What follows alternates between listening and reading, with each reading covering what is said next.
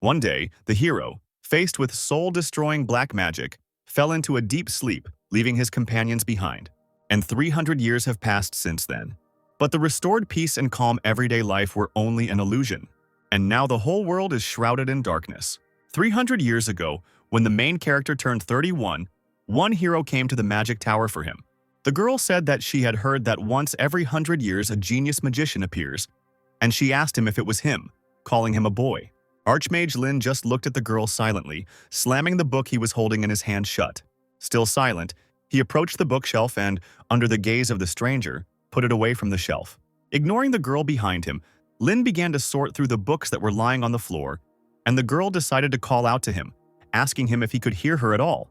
With a stone face, the guy replied that he was neither a genius nor a child, and his name was Lynn.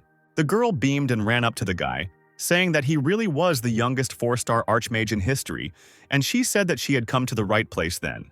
She smiled, looked at the boy's back and said that he was still a child. Laughing, she said that it was hard to call him a genius magician when he still needed to change diapers. She continued asking him to join her party, and then she would change them for him every day. Lynn turned around with a dark face. A fireball was shining in his hand. The girl immediately tried to back away, shouting at him not to rush in such a hurry because she was only joking. Without looking where she was going, the stranger crashed headfirst into a bookcase. The books that stood in tall stacks on the cupboard swayed and fell down like rain. The orb in Lynn's hand went out, and he stared at the stranger who was buried under those books. Seeing such a sight, the guy could not help but smile and laugh. The girl climbed out of the books and laughed too, and that's when Lynn became interested in her. The girl introduced herself by saying that her name was Esther Chiprin, and she said that she was a fake warrior of the Heavenly Light Dragon Church. Esther asked Lynn to help her defeat the void spreading from the young pole. In other words, she invited him to join her group of heroes. Esther's group already included 2 famous people, the famous archer of the Kaya's Empire and the fire dragon priestess from the Dragon Republic, Frida. In response to this proposal, Lynn told Esther that he did not want to die, to which the girl asked who did. The guy asked the girl if he was as interested in those 2 as she was. Esther laughed and replied that they were as crazy as she was. But there was something even more interesting. When Lynn asked her what it was, the girl replied that it was peace, a word that caused a strange dissonance in Lynn, a man who had studied magic in the tower after being rescued from the slums. He had a goal to become the highest-ranking mage in the Empire, a 7-star rank mage. It was said that if you reached the 7th star, you could see the truth of the world. And Lynn wanted to reach a dimension where no one had ever stepped before. Living here and reading books about magic for the rest of my life wouldn't be bad. But to reach the 7th star, he needed to know about the world outside the magic tower. However, aimless travel seemed tiresome to him, and he wondered whether he needed it at all. And then this clumsy heroine appeared and offered him to save the world. And this unexpected offer was enough to pull him out into the outside world. Even though he didn't have a burning sense of justice to save the world, he accepted it. Kays was an archer whose accuracy dropped catastrophically without drink. He was also mute. Frida the priestess was a heavy smoker. She said that, as a priestess of the fire dragons, she should at least be able to cast a breathing spell. And then she would blow black smoke into Lynn's face, giving out a crazy laugh. After this, a monster could suddenly appear and attack with loud screams. And although the party members had their shortcomings, they were masters of their craft. This monster prepared to attack people, and its eye lit up with a green light. But before he could do anything, a bright flash of light had already curled up in Frida's hand, blinding him. And then a huge wave of fire headed towards the monster. The party was strong. The terrible monsters they encountered on their way and the minions of the abyss approaching the server were nothing to them. Esther often joked with Lynn. She would tell him not to dare fall in love with her. In the evening, she asked him when it would all end, and if he wanted to go on a trip with her. While Frida was fighting the bat, Esther nonchalantly told Lynn that she was afraid that he would be deceived by another girl, since he was so innocent. And thus, in the company of his companions, Lynn spent 5 years. As their journey to save the world from the abyss came to an end, Lynn's body began to show signs of erosion. This was the result of 5 years of being attacked by enemies. Before the final battle with the abyss, he was dying, consumed by the poison that poisoned his soul. Kays stared sullenly at the ground as Esther called out to Lynn, urging him to wake up. She asked Frida to do something, but she replied that she could not lift this curse. Tears streamed down Esther's face when she was told it could not be healed. The girl protested and screamed that Lynn could not die like that. But Lynn muttered that he did not want to die. Esther screamed that she knew. She would find a way, he just had to hold on. Suddenly, Lynn began to cough, drops of blood escaping from his mouth as he clutched his clothes tightly. Lifting his jacket, he showed his companions the seal on his chest, telling them not to worry too much. As it turned out, it was the tiny overlord's filter lapel, an immortality spell carved into his heart.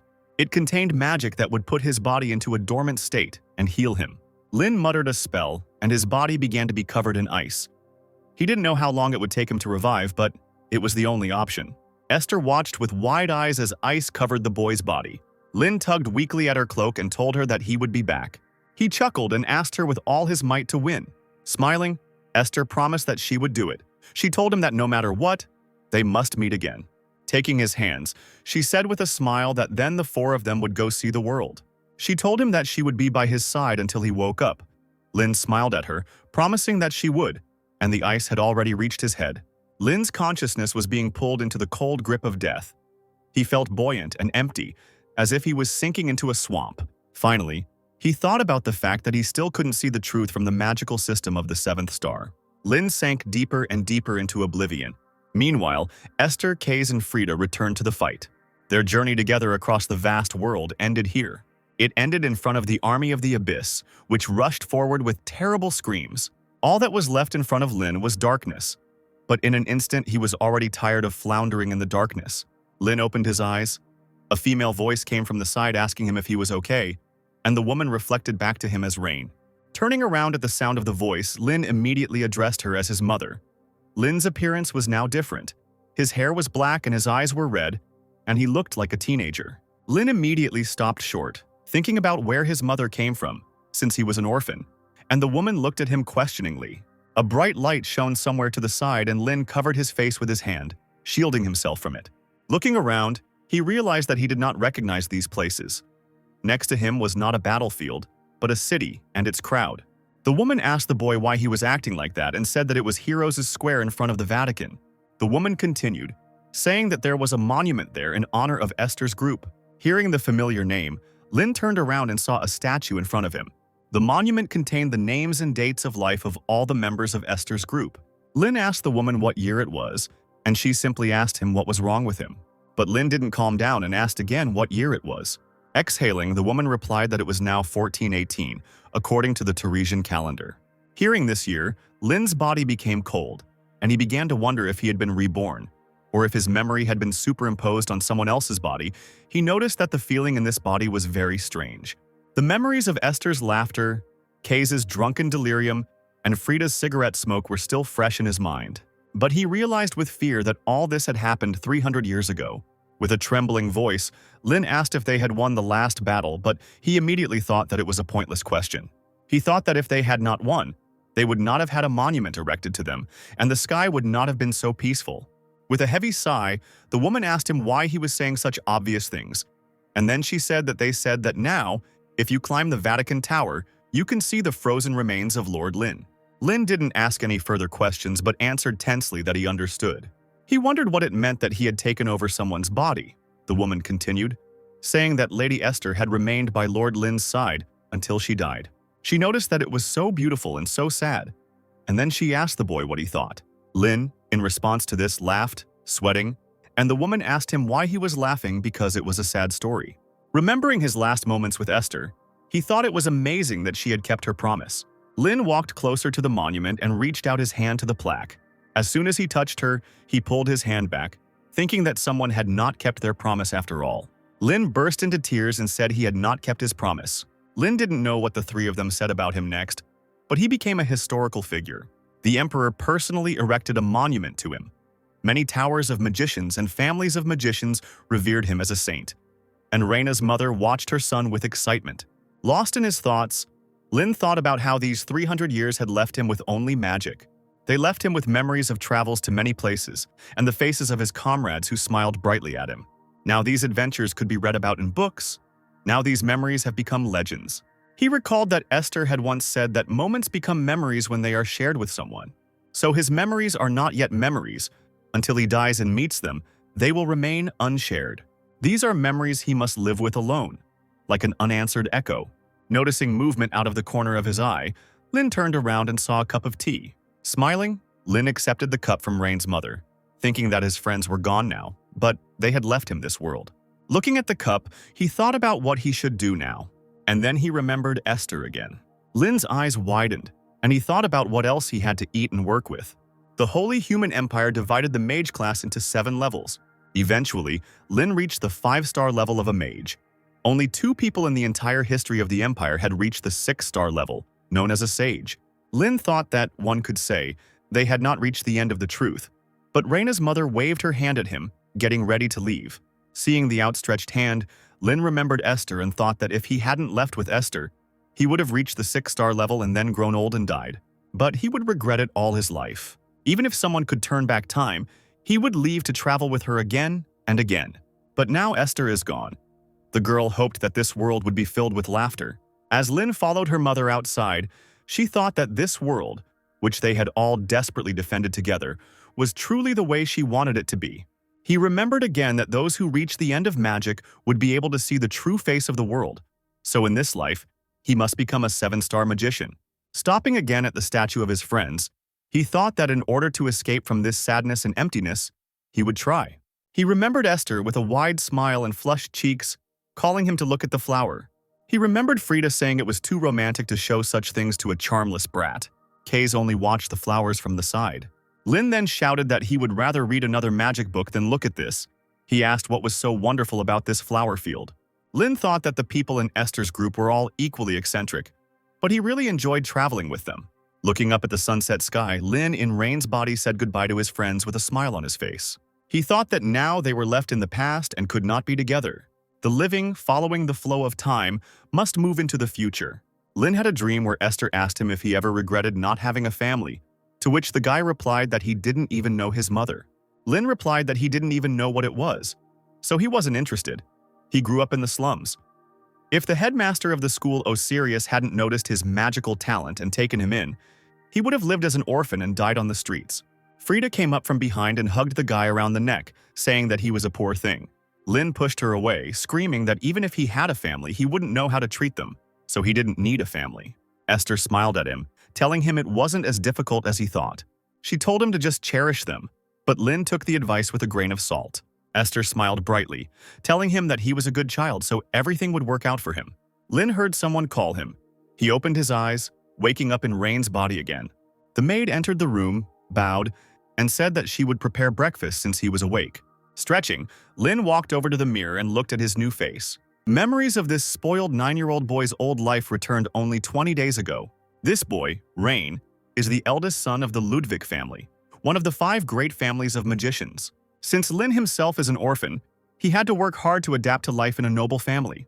Lynn entered the dining room and was greeted by the maid and Rain's mother. She asked him if he could go and tell his father that breakfast was ready. She said that he would be very glad if he came. Lynn smiled, not refusing. A couple of minutes later, he reached his father's office, where he was sitting at the table. Kevin Ludvik noticed his son and asked him if he hadn't had enough sleep. His face had a bad color. Ruffling his son's hair, he noticed that he still looked unwell after the journey. Looking at his father emotionlessly, Lynn told him that breakfast was ready. Kevin smiled and removed his hand, saying that this was the only reason he came here. Thanking him, he said that he could go eat first. Lynn asked the man if he was not going to have breakfast, to which he looked away at the table.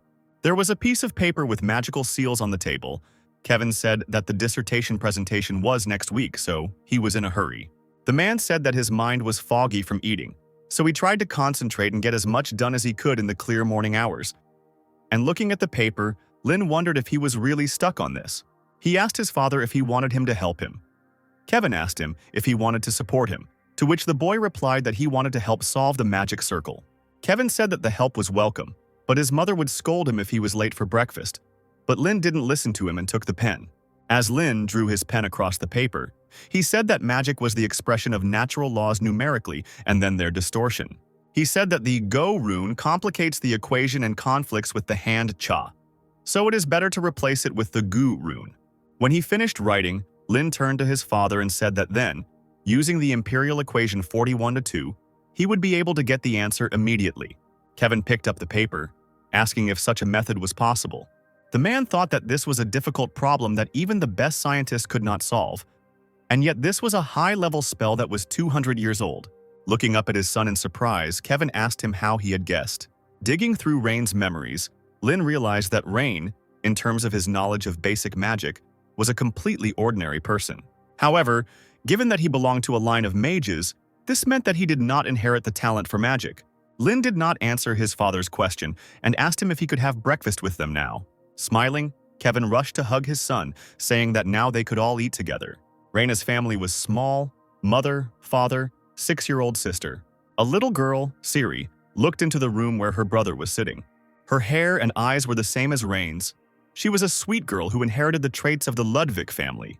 Lynn turned around, noticing someone's gaze on him. The girl flinched when she realized she had been noticed. Without thinking twice, she ran away.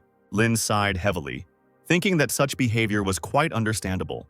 Because in Rain's memories, he was never kind to Siri. Instead of being cold, he was simply indifferent to everything. Lynn didn't think about it anymore and returned to his book. Esther's voice echoed in his head, telling him that he had to take care of them. He couldn't just run away. Lynn slammed the book shut, his teeth clenched in frustration, the words about him being a kind child echoing in his head again. Siri, who was standing behind the door, suddenly heard her brother call her, saying that he taught her magic. The girl looked out from behind the doorway uncertainly. Lynn asked her if she wanted to play together then, but instead of answering, Siri ran off somewhere again. Lynn sighed heavily, thinking that children were too difficult to deal with. But then, after a couple of minutes, the sound of little feet was heard. Siri walked up to her brother and handed him a book called The Basic Formula of One-Star Magic. Surprised, Lynn asked her if she was really reading this at 6, and the girl nodded happily. He looked again at the girl, who was now smiling excitedly. Esther's voice came back to him in his head, asking him if he knew the meaning of this flower. In another memory, she happily shouted that she would tell the story of a certain cliff. Lynn always complained that Esther treated him like a child, but in reality, he loved these moments more than anything in the world. Siri sat on her brother's lap and began to show what she didn't understand. Lynn began to explain to her that a house with a thatched roof and a brick house are different. It all depends on the materials. In magic, this role is played by a magical figure. The shape of a magical figure determines the attribute of magic. For example, if you draw a triangle, it will be the attribute of fire, the shape of a fan, the attribute of wind. Lynn continued by saying that the next step is runes. Runes determine the effect of magic, and runes are magic words. Yule means to bind, and ho means to disperse. For example, if you engrave the Yule rune on a triangular magic square, you will get a spell of binding with the attribute of fire. Lynn said that it actually uses mathematical formulas. Siri innocently asked him what mathematical was. The guy looked back tiredly while the girl looked at him with interest, but he continued to explain anyway, deciding that they needed to go over addition and subtraction first. The servants who watched Lynn teach Siri said that Master Rain had changed completely, and someone remarked that he didn't care when Mistress Siri cried before. As they entered the room, Raina's mom and Kevin smiled at the sight that met their eyes. The woman said she wanted to capture the sight in a painting, and meanwhile Siri fell asleep, nestled comfortably in the lap of her brother, who was also sleeping. Kevin said the artist might not make it in time, and Siri is too shy, so it might be too much. Looking at the table, the man noticed a book and notes, and realized that his son was teaching his sister magic. He noticed that after returning from the square, Rain seemed like a completely different person, and the woman agreed with him, saying that his tone had suddenly become more mature. She asked worriedly if it was possible that the void had possessed him, to which Kevin replied that it was not like that. He said that he had a similar experience. He said that when he was still a student, he had the honor of meeting Lord Lynn. At that time, Kevin bragged that he had become a 3-star magician. But during the war, Lord Lynn rose to 5 stars. Living in the peaceful era that the heroes created, Kevin realized how complacent he had been. Perhaps Rain had the same thoughts. After leaving the room, Rain's mother asked if Lord Lynn was really frozen in time. Kevin answered that it was true. He had mastered ice magic perfectly, and that he remained the same as he was at 18 years old. The woman asked him to tell her more, to which the man replied that he didn't know anything else. Scratching his chin, Kevin noticed that the ice contained Lady Esther's magic. He said that only Lord Lynn and Lady Hester could have induced her. He said he suspected that this letter turned out to be Esther's bequeathed letter to Lynn, because one day he would still wake up. Kevin said he thinks their son is a genius. He said that he, moreover, could reach the level of a sage, because he had solved the magic square, which he himself had been struggling with for more than a year, and he had only looked at it. The woman exclaimed in amazement and asked the man if that was why he had come to breakfast today. Kevin said that was true, and he thought it might be a bit early, but it was time to teach him their family magic. Rain can become a mage thief who reads and steals any magic.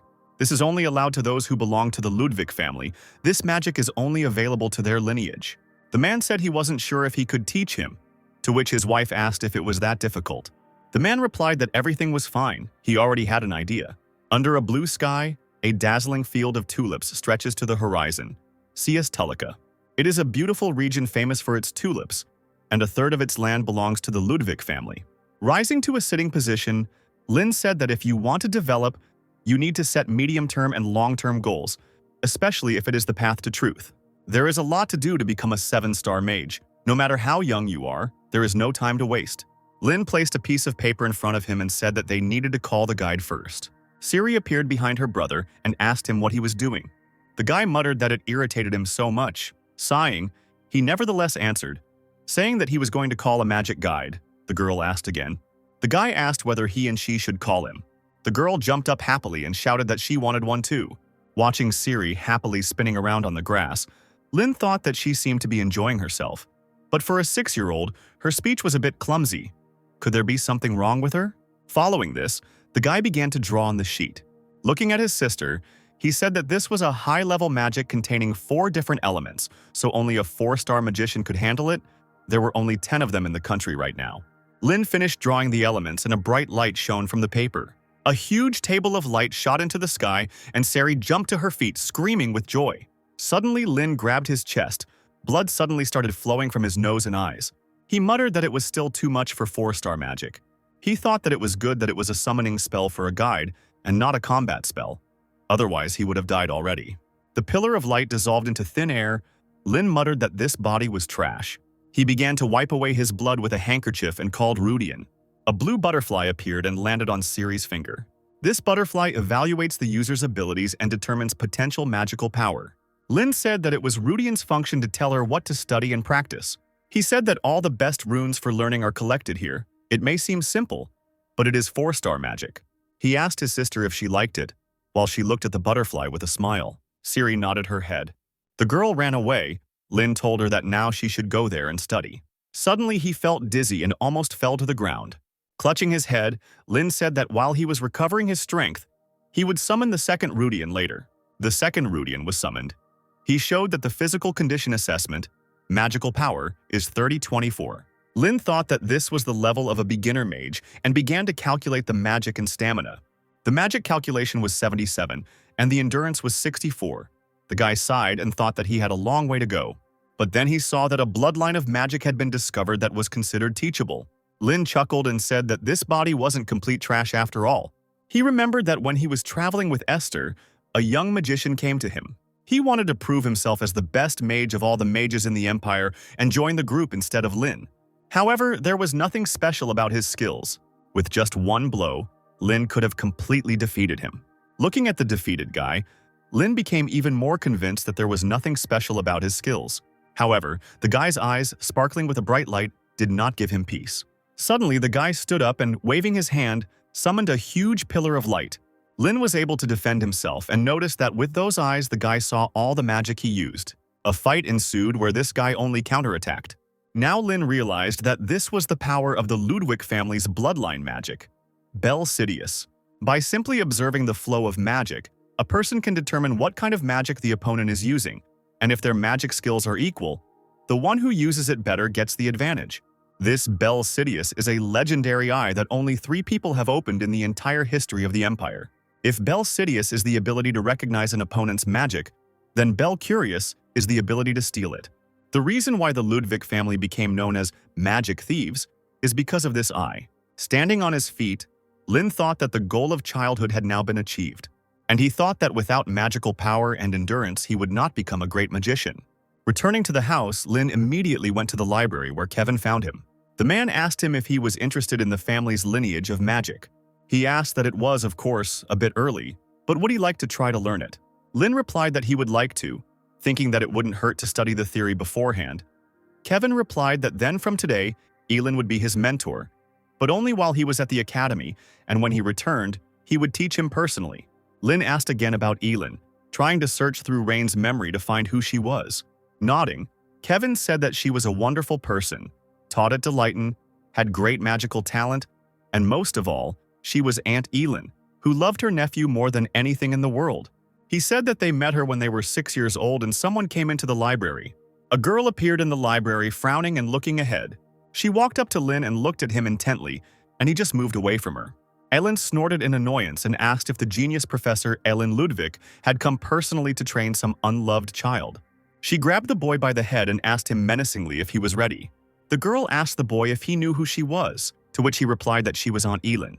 Turning to the window, the girl exclaimed that he should now address her as Professor Elen, the great genius, and she said that she could not stand slow-witted people who did not understand at first.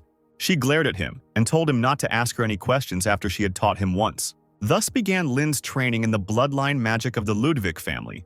She did not enroll so that it would not be stolen by other mages, so it could only be learned from family members. Elen sighed heavily and said that she would now demonstrate. Then she opened her eyes, which were shining like bright sparks. Looking into her eyes, Lynn felt a strange feeling, as if his whole body was being frozen. His eyes widened.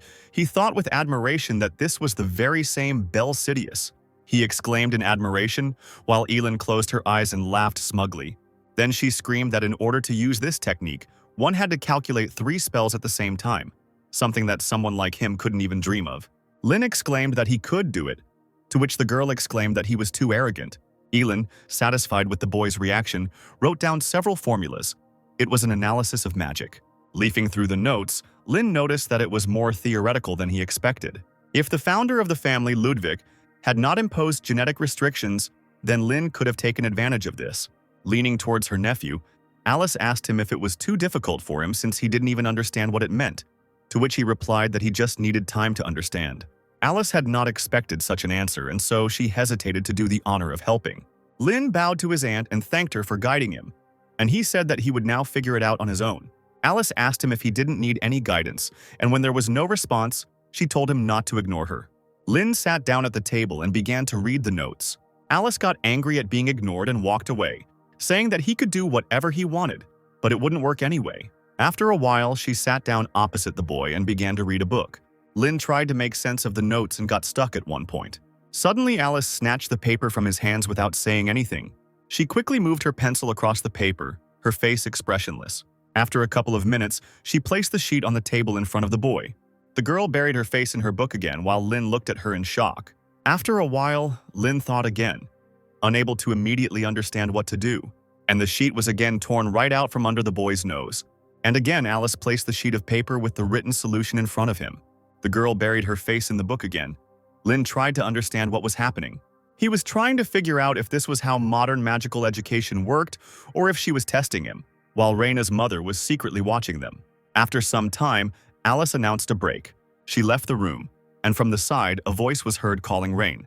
Lynn asked her what happened. The woman asked him if he thought Aunt Elen was unusual, to which he replied that she was very unusual. The woman said that Elen is not really honest. She tries to teach him everything. So even if he already knows something, he should ask her questions. She remembered that Elen was the same when she followed her and Kevin around. A few minutes later, Elen returned and sat down at the table, burying her face in a book. Looking up, Lynn noticed his aunt sneaking a peek at his notes. When the girl noticed that the boy had noticed her gaze, she immediately turned away. But after some time, when Lynn returned to the notes, she began to peek again. Lynn thought that Elen was very annoying, even more annoying than 6-year-old Siri.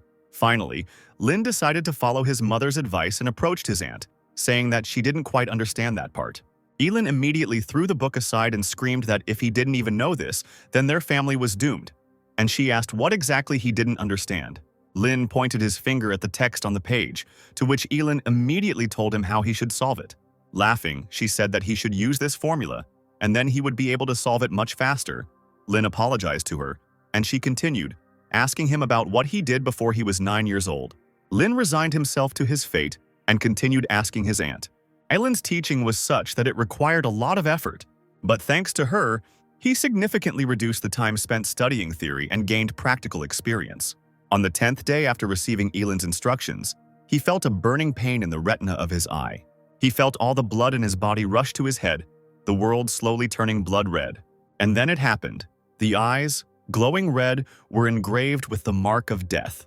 All information about everything in the universe comes in the form of formulas.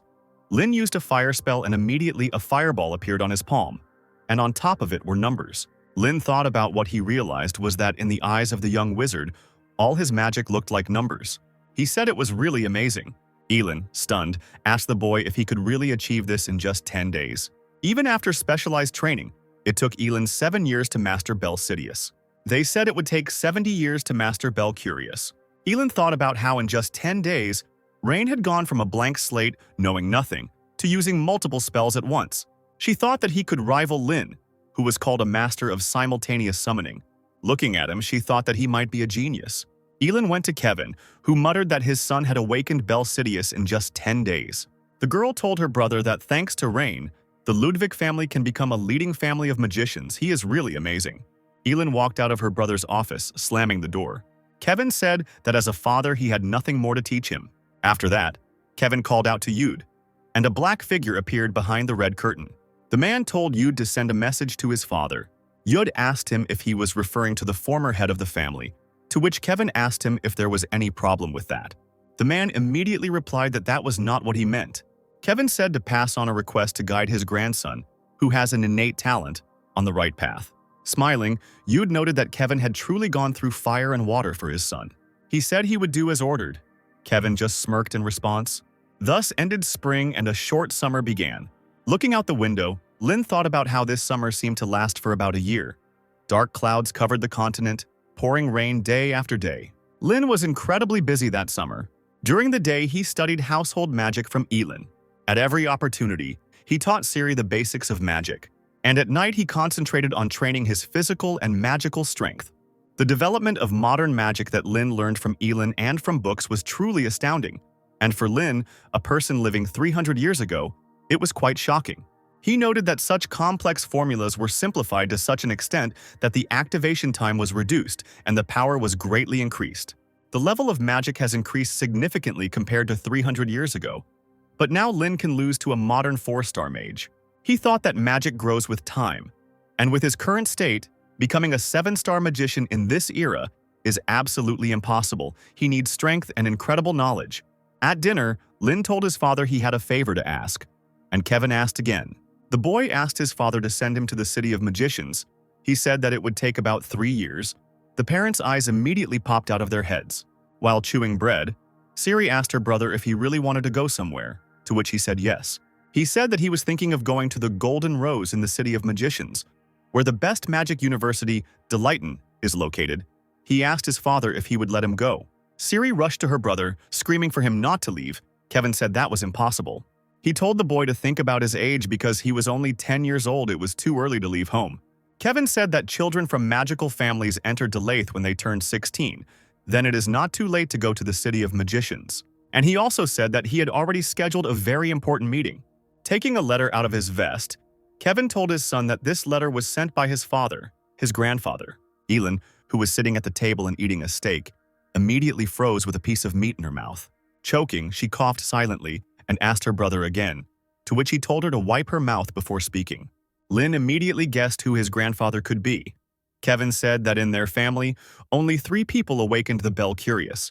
Lynn's thoughts were confirmed, and he thought that this was indeed the Belcurious Scalzi Ludvik motivator. Kevin told his son that his grandfather would personally guide him through Belcurious. Alice rushed to sob into her mother's skirt, and Elen began to wipe her mouth while the man told his son that he should first visit his grandfather. After some time, the carriage reached a huge mansion.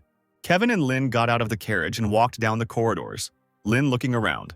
Kevin told his son that he would go and greet his grandfather first. After a while, the man came out of the room and called Rain to meet his grandfather. The man standing by the window turned his red eyes behind him. He raised his hand and pulled out 2 fingers, around which red triangles of the spell glowed. Suddenly, he dropped his hand sharply, which activated the spell. Lynn was immediately overcome with an unusual sensation.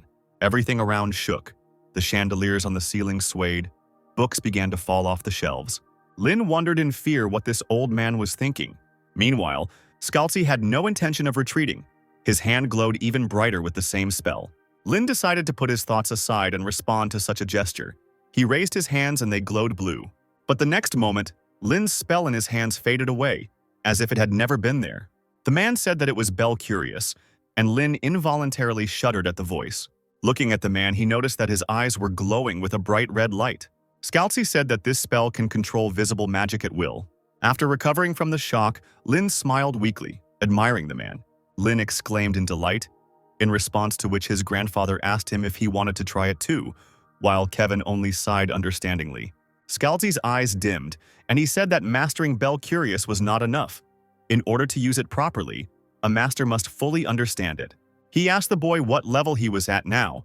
Lynn replied that he could barely do a speed calculation of a 3rd-star spell, and he himself thought that he could handle spells up to 5 stars, but Scalzi also said that it was almost amazing. He said that, however, Bel Curious requires a huge amount of magical power, so in his current state, he was still far from that. In response to this, Lynn asked about it being just a long way, and he asked if it was impossible. Scalzi was caught off guard when the boy screamed at him to take him to this level. Scalzi said his training will be very hard, so he will learn the right way. He said that his first greeting was too rude. He apologized for it and greeted them. Kevin was about to leave when his father called him and said that they could have a drink together after they confirmed Rain's suitability. Kevin, not expecting this, turned to look at his father with wide eyes. Scalzi did not look at his son, but raised his hand to wave to him. Kevin bowed low to his father, saying goodbye and thanking him. After some time, winter came and snow fell in flakes to the ground. At this time, Scalzi and Lynn were practicing outside. The man raised his hand to the sky. A bright flash was shining in his palm, and he exclaimed to his grandson that he should be able to use Bel Curious freely. Lynn rushed back as his grandfather shouted at him to cast the spell quickly and not screw it up. Scalzi's lightning struck the ground, knocking the boy off his feet, and the man screamed, asking his grandson if he was just going to stand there and watch as the enemy's spell was activated. And Scalzi himself thought with admiration that this boy had an amazing talent. If you teach him one thing, he will comprehend 1,000. He is a genius who masters in one go what would take others a month. All that remains is to master the use of eyes and develop magic. Lynn ran around his grandfather as he told him that he had to risk his life in his studies in order to grow significantly. Lynn shouted back at him that he understood everything. A bright fireball glowed in Scalzi's hand, and he told his grandson that he would release it now. Looking at his grandson, he told him that if he couldn't dodge, he would die. Lynn ground his feet, preparing to meet the spell. Rushing forward, Scalzi gave the boy the signal to take action. Lynn screamed loudly as he used Bel Sidious, and his eyes glowed a bright yellow. Meanwhile, the fireball was getting closer and closer to him. Scalzi shouted loudly at his grandson to hurry up. Lynn stared at the orb, thinking that he needed to master his opponent's magic with Bel Sidious, and then manipulate it with Bel Curious. The ball came closer and closer when suddenly a bright red light lit up in the boy's eyes. Everything in his eyes began to move in slow motion. The fireball disintegrated into numbers. The grandfather who stood behind turned into a silhouette, covered in numbers. Lynn's eyes widened as he realized that he had been able to activate the Bel Curious, the universe being converted into equations and fed directly into his brain. He thought that now he needed to change the formulas for his provision. He held out his hand to begin changing the spell. Information immediately appeared in his head that the array consists of 2 triangles. The designated runic symbol is Rudihin. The range is 23 kilometer, the size is 17 axles. The solution immediately came to his mind, and a moment later the fireball exploded in a bright flash. After finishing casting the spell, Lynn began to fall from exhaustion, but Scalzi managed to catch him. Breathing heavily, Lynn asked his grandfather if he could do it. Scalzi responded by joyfully exclaiming that everything had worked out. Now all he had to do was strengthen his magical power. Lynn smiled faintly as the man continued, admiring the fact that he was able to awaken Bel Curious at only 14 years old. Scalzi thought that he had barely reached this level at 39. This boy could rewrite the history of the Empire. After some time, when Lynn came to his senses, Scalzi said that he would not interfere in his life but wanted to give advice.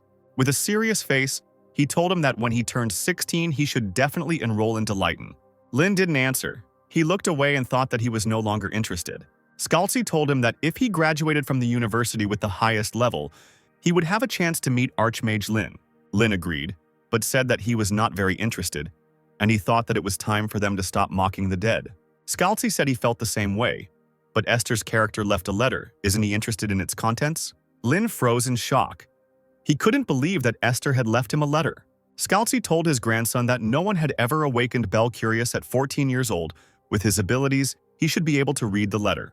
At that moment, Lynn was so stunned that he could only listen blankly. Looking back, he could tell that this was the beginning. It became a story about a journey along the path of former comrades, following Esther's letter. Scalzi walked back into the house and Lynn, coming out of her stupor, ran after him.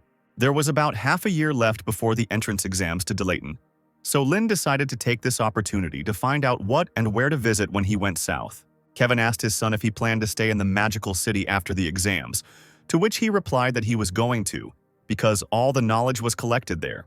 At the end of the year, the notoriously difficult entrance exam to Delaton takes place, and those who pass it begin their first semester in May.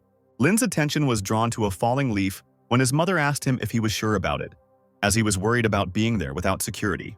Kevin told her that Rain's skills were exceptional and there would be no danger if he followed the known path. Looking up at the sky, Lynn wondered if he would ever be able to call this conversation a memory. On the 13th day of his journey, Lynn found himself in a small town somewhere in the forest. Namely, he found himself in the southern part of the Holy Empire, the Garum region, in a small town where there were many taverns and inns. And what's interesting is that all the people passing by were wearing bamboo hats. When Lynn asked one man why everyone was wearing bamboo hats, the man asked him if he didn't know about Lynn's caravan. The man said that long ago their first leader received help from the archmage Lynn. He said that as a sign of gratitude they wear bamboo hats. The guy's attention was drawn to the staff behind the man's back as he continued talking about how this was a trading group with such a great history. Rolling his eyes, Lynn wondered who this first leader was. Maybe he would remember when he heard his name. Lynn asked the man what such respected chickens were doing in such a small town. The man replied that there was a problem on the road leading to the sunlit highway, and ferocious monsters appeared and dozens of people went missing. So they wait for the Lord's forces to come and destroy them. Monsters are creatures whose essence has been distorted by the abyss. They resemble animals but have a much more grotesque appearance and dangerous magical abilities. And no matter how many of them are destroyed, they never disappear. Lynn walked away, thinking that as long as this monster wasn't a top-tier one, he had nothing to worry about. Night fell and Lynn walked through the bamboo forest. Suddenly he noticed that someone was definitely watching him. However, nothing attacked. Perhaps this creature sensed the difference in magical power, like an animal instinct. Lynn thought idly that he could deal with these monsters, but it wasn't his concern. The monster-slaying team will take care of that. Lynn walked on, memories coming back to life in his head. He remembered Esther pointing somewhere on the map, suggesting a route. An irritated Lynn listened to how they wanted to stop by a flower field on the way. Unable to bear it any longer, he shouted, asking them what they were doing. He reminded them that two groups of warriors who had crossed to the continent before them had been destroyed fighting at the front. Because of this, the front line has stalled and they are barely holding on, waiting for help from others. Frida took a drag on her smoke as Esther said that she understood everything. A legion of red and yellow dragons were heading to the battlefield, and all the strong mercenaries had crossed the sea for honor and glory. Lynn exclaimed that they also needed to hurry, to which Esther responded that that was why she was saying that. Because now that all the strong ones were gone, monsters began to run around the continent as if they had been waiting for this moment. Lynn exclaimed that they were at best a C or B level. They didn't have time to deal with such things. Esther told the boy that there are many people in this world who desperately need help. Even in what seems like a trifle, it makes no difference to ask for help.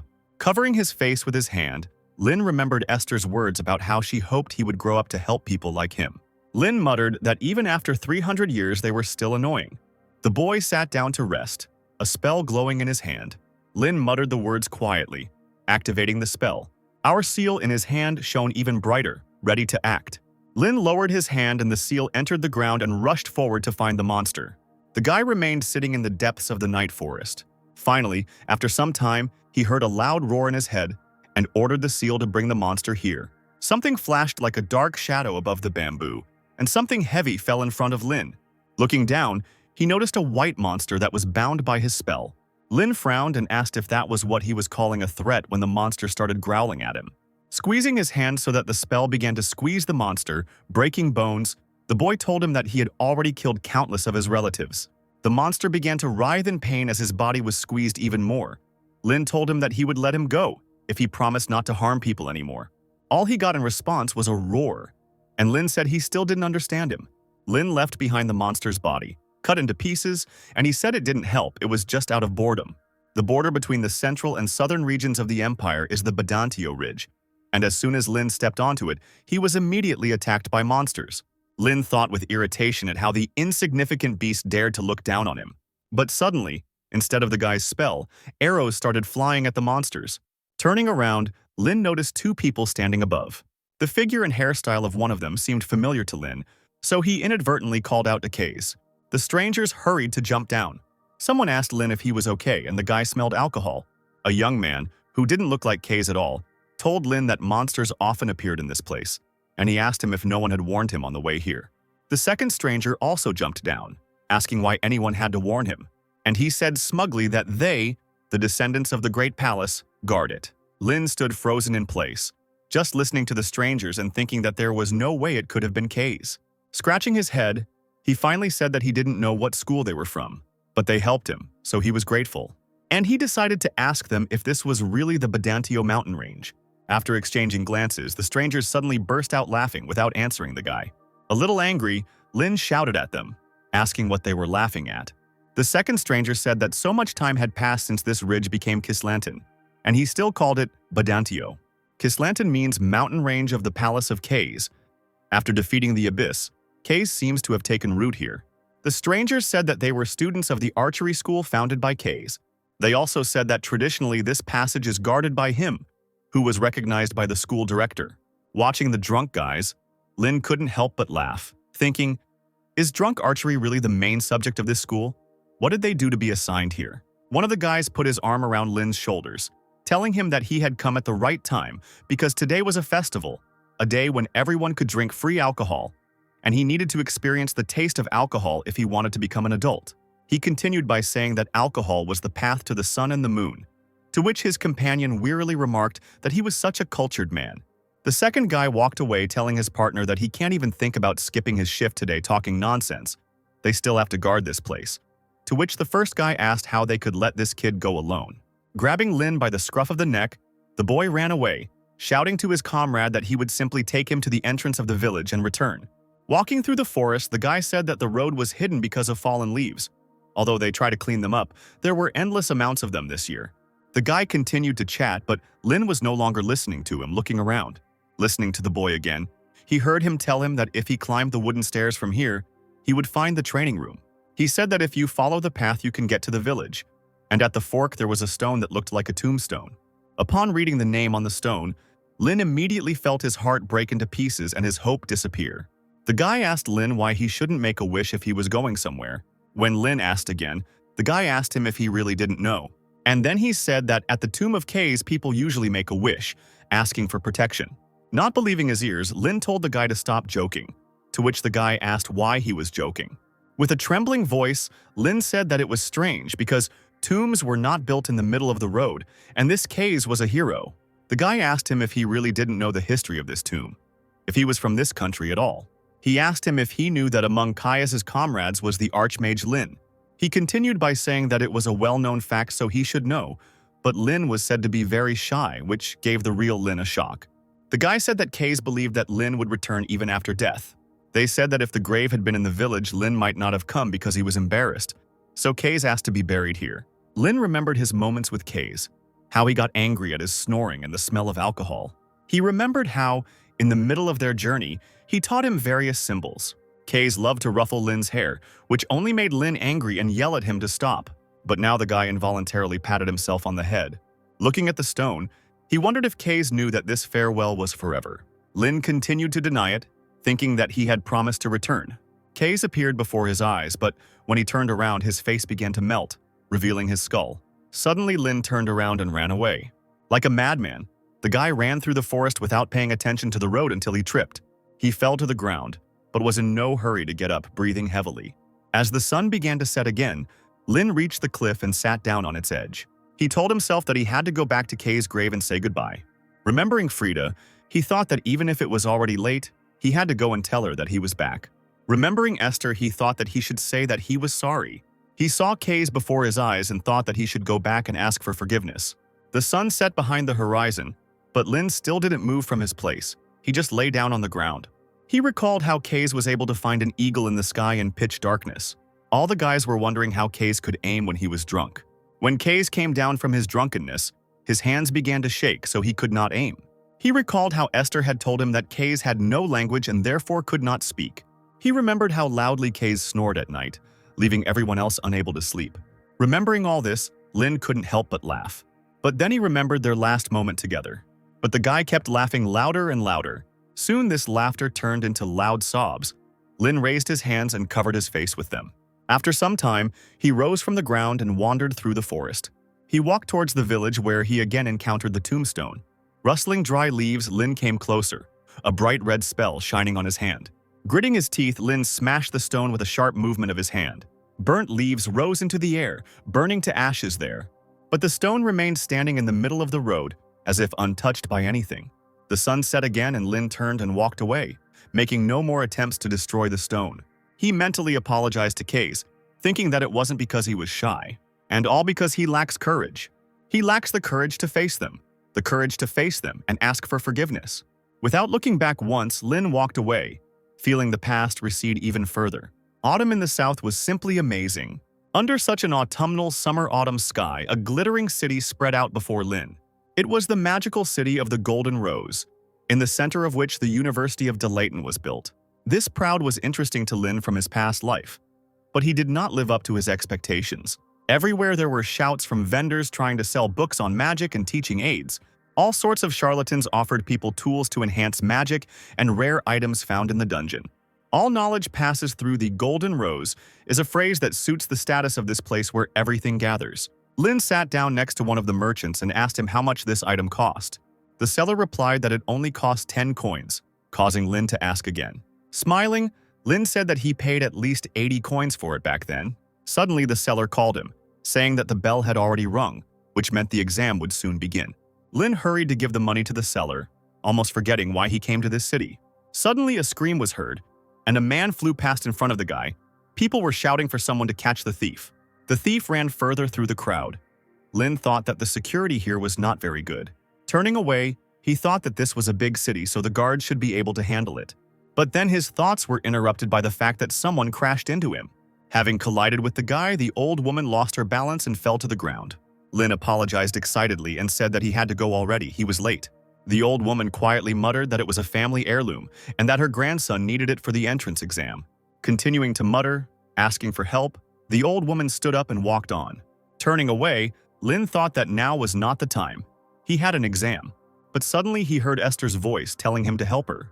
Coming closer to the old woman, Lynn asked her if the man had stolen something from her. Frowning, the guy stopped the old woman, telling her to wait here. After chasing the thief, Lynn climbed onto the roof and flew further with the help of a spell. Lynn was burning with anger that he still had so much to do, and he was doing this. A bright flash of light flashed in his hand, and he told the thief that now he would turn to ashes. But before he could do anything, a voice was heard from behind and someone's hand touched his shoulder. The girl pushed him away and ran on, shouting at him to move away. She flew down from the roof, and a bright flash shone in her raised hands. Suddenly, the thief slowed down, noticing that sand was starting to rise in front of him. The man looked around in confusion, wondering where the sand came from. Meanwhile, the sand rose higher and higher. The girl shouted loudly to the thief across the street that stealing someone else's property in the Golden Rose was brave, she should give him credit. But he chose the wrong day. The girl stood on her head made of sand, and under her feet were 2 sand knights holding a sword, and she exclaimed that the thief was finished today. She continued her heroic speech with a smug grin, saying that it would all end for him today, because he had been caught by none other than Delaton. Lynn looked the girl up and down. He noticed her confidence in the sand swirling around her, and he realized she was Warden. The Varden family is located on the eastern edge of the border, like the Ludvik family. It is one of the 5 families of mages. Before Lynn regained his memories, they met several times at family gatherings, the girl telling him to put in a little effort to not live like a loser. She pointed her finger at him angrily and shouted that he was a descendant of magicians, even the eldest son. She asked him if he was really not ashamed at all. Lynn ignored her every time. Every time they met, she always acted smart, so he called her a nerd. Lynn wondered how it was that she was already wearing a uniform since they were the same age. And in the meantime, the thief decided to strike back. Using a wind spell, the thief destroyed the sand tower and the knights, causing Delaton to fly down. But the wind currents did not stop there. They began to swirl madly along the street, lifting other people into the air. One of the children that were there rose into the air far from its mother, but before it could fly far, it was caught by the tree roots.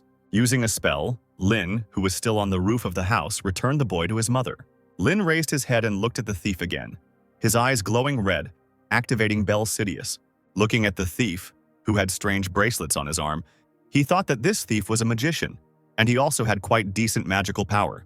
The guy's gaze involuntarily caught on these strange bracelets, which shimmered golden in the sunlight. Kristaten didn't think of giving up. Frowning, she raised her hands again, activating the spell, and shouted at the thief that he was very good for a thief. She screamed at him to try and block this then, and then she quickly moved her hands with a bright flash shining between them. A little surprised by this outburst, Lynn noticed that it was a 2-star magic that she even used mentally. The girl hit her palm against another palm, causing an even brighter flash. The whole city was shaken, and ordinary residents began to look around in confusion. Behind the girl, the ground began to crack. If the Ludvik family is known as magic thieves, then the Varden family is known as magic commanders. Breaking the earth into pieces, something rose from underneath it with a loud crack. A sand golem appeared behind the girl, its eye glowing red, and Lynn thought that the Varden family's bloodline magic was earth magic. Kristaten asked the surprised thief if he would try to brag again now. But suddenly the golem's eyes flashed with a different red light. The thief raised his hand with the bracelets from under his cloak and shouted that with this he was invincible. His hand glowed with a dark light, and then something pierced the golem through and through. The golem's eyes went dark, and he was ready to collapse as a heavy mass onto the ground. But after that, the golem's eyes flashed red again, and he didn't care about anything. Noticing this, Kristaten turned to the thief and told him not to even think that he would fall from such an attack, while the golem prepared to attack its mistress. The thief smiled slyly, and the bracelets on his hand once again began to shine with a dark glow. But before the golem could strike, something flew into his hand, smashing it into tiny pieces. Lynn appeared in front of Kristaten and said that if he showed his trump card so early, he could get a counterattack. Attacking the golem further, the boy said that just because someone used a spell first, it doesn't mean they've already won. Lynn didn't think of retreating. His hand twisted again, but this time with the blue light of the spell. The thief screamed desperately, ordering the golem to kill those children. The golem obeyed the orders of its new owner and decided to strike with its other hand. Lynn, in response to this, decided to use a fire spell in a circular shape. Raising his hands to the sky, the boy launched a fountain straight into the golem's face. Kristaten, who, like Lynn, was soaking wet, asked the guy if he was a water mage. She said that although the water element is the natural enemy of the earth element, her golem does not fall from a 1-star spell. And to confirm this, the golem rose to its feet again, its eyes glowing with a menacing red light. The thief laughed like a madman and asked how they could boast of such a thing. Kristaten pushed the guy away and rushed forward again. Meanwhile, the golem did not stand still either, and, at the command of its master, rushed forward. Lynn once again put his hands forward, using another spell, and the golem was again met by a strong stream of water. Kristaten, who was once again behind the guy, shouted at him that he should already understand that this doesn't work. The man still wouldn't stop and continued to shout at her to stop wasting time and just die. But Lynn didn't give up. He continued to use the spell, pressing on the water golem. After a couple of seconds, sounds were heard and cracks began to run across the golem's body. Noticing this, the guy began to spray water even harder at the stone golem. The golem stepped back, and then he noticed that his last hand was beginning to crumble before his eyes. However, she was still intact enough to strike again, which is what the golem decided to do. Lynn grabbed Kristaten by the collar and quickly jumped to the side, dragging her behind him. The golem's fist hit the ground with a loud thud, shattering it into pieces. The thief used his bracelets again. Lynn thought that he was stealing someone else's magic, but he couldn't use his own. Kristaten, lying on the ground, screamed, asking the guy what he was doing because it was dangerous. But Lynn had already jumped to his feet, and a bright flash of a spell shone between his palms. Kristaten noticed that the 1-star spell had only been cast a few seconds ago. Lynn began to transform the spell, looking for a solution to this situation. The guy changed the law of the spell. He raised his hands up, and the spell shone even brighter. Lynn released the spell from his hands, and it crawled across the ground, breaking it into pieces. From these cracks, plant roots emerged and wrapped around the golem's body. After a couple of minutes, the golem's body was securely tied and pressed to the ground. One of the roots slid across the golem's face, breaking his red eyes. The golem was neutralized. The thief wanted to rush forward, but roots burst out from under the ground again.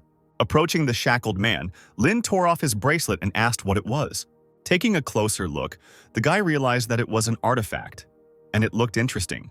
The thief shouted at him to give it back, to which Lynn replied that he had stolen it. The guy thought that stealing control over the enemy's magic was similar to Bel Sidious. There were 2 magic circles engraved on the stone, which meant that he could steal up to 2-star magic. In a panic, the thief asked the boy who he was and how he was able to cast magic so quickly. But Lynn didn't answer him and just turned around, walking away and thinking that even if he told him, he wouldn't believe him. Approaching the old woman, Lynn returned the artifact to her, telling her to pass this thing on. The old woman took the artifact back with tears in her eyes, and the crowd erupted in joyful shouts. People began to shout compliments to Lynn and Lady Varden. Hearing about Lady Varden, Lynn immediately remembered the exam and froze. Without paying attention to anything else, the boy broke loose and ran away. An unknown person in a cloak approached the chained thief and put a sword to his throat. Then this unknown person in a cloak approached Krista, who was still sitting on the ground. Krista recognized the stranger as Professor Caroline, who told her that she had made a mistake today. The woman said that it was great to be confident, but she shouldn't have used the golem so hastily. Getting up from the ground, the girl replied that she knew and would be more careful next time. And then she happily asked the professor if she had seen that boy, and noticed that his magic casting speed was almost the same as the professor's. The woman replied that he might even be faster than her. But then Krista said that the guy didn't seem that strong during the selection. Professor Caroline asked why the guy was here if he had come for the exam.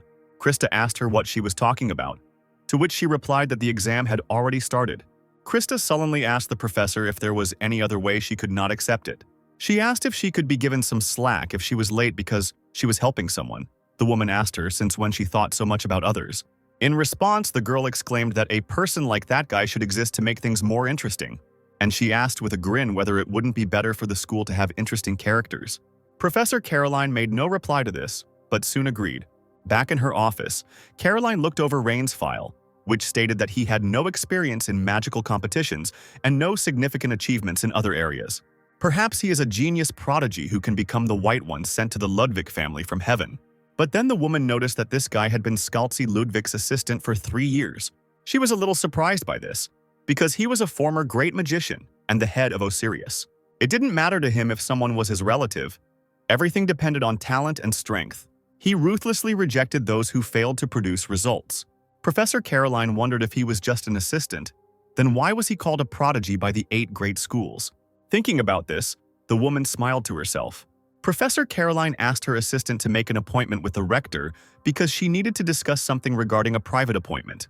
The sun was shining brightly into the rector's office, and she said that it seemed like history was repeating itself. They told her that it was impossible to say for sure, but it seemed that talents always appeared at the same time. Examples of this could be Hubert from the Rackland School, Lillian from the Rivendell School, Kaiden from the Harimun School, Nora from the Melev School, Logan from the Chehak School. 5 latecomers from 8 major schools were admitted immediately. The Varden family also sent a talented child, but he may have problems. The principal told Caroline that since the conflict between the magical families and the 8 schools was so deep, it was not very pleasant to get involved in the students' disputes, but it was certainly a special situation.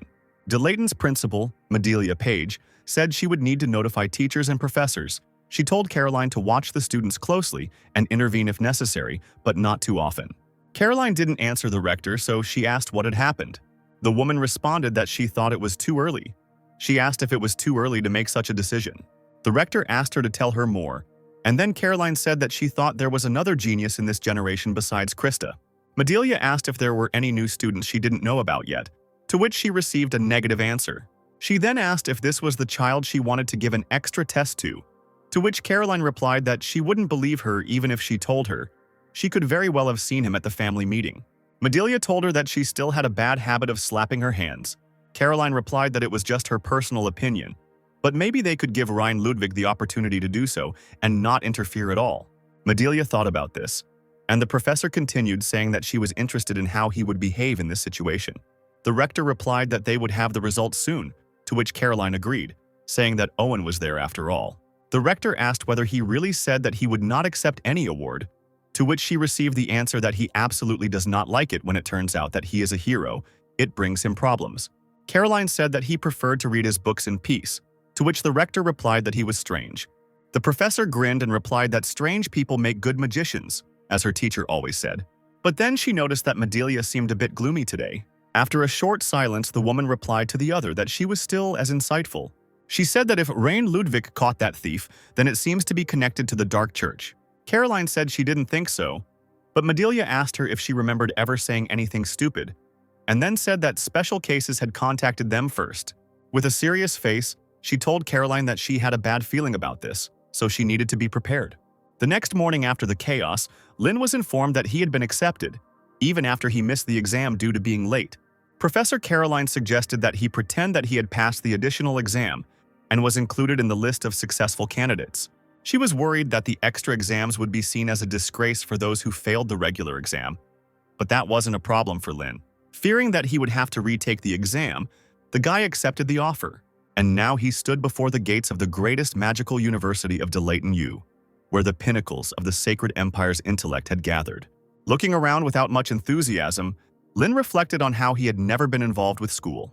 In his past life, he studied magic under the headmaster of the Asura school, and in this life, all his education was given to him by his new family. Even now, he didn't feel the need to learn from anyone. But in this life, he needs to find what Esther left behind. She is waiting for him at the end of this path. Smiling to himself, he thought that until then he should improve his magical skills at least to the level of his previous life. Suddenly, a girl's scream was heard behind him. It turned out to be Krista. The girl immediately recognized Rain. He greeted her, and she shyly responded to the greeting. Krista wanted to thank the guy for helping her, but soon she screamed that she could have done it herself. The girl's scream caused other students to turn around, recognizing the girl as Krista Varden, who was the most popular of her generation. Lynn noted that she was even more popular than he thought, to which she sheepishly replied that there was even a saying, "Anyone in our generation who doesn't know Krista Varden is a spy for the Republic." Krista waved her hand, telling Lynn that he could be happy because he was an opponent she had acknowledged. Lynn scratched his head in annoyance, thinking about how he couldn't stand annoying creatures, and he remembered that there was someone like that in the past. Just like now, in the past, that girl as the number 2 candidate for the post of the next dean, he decided to consider Lynn as a rival.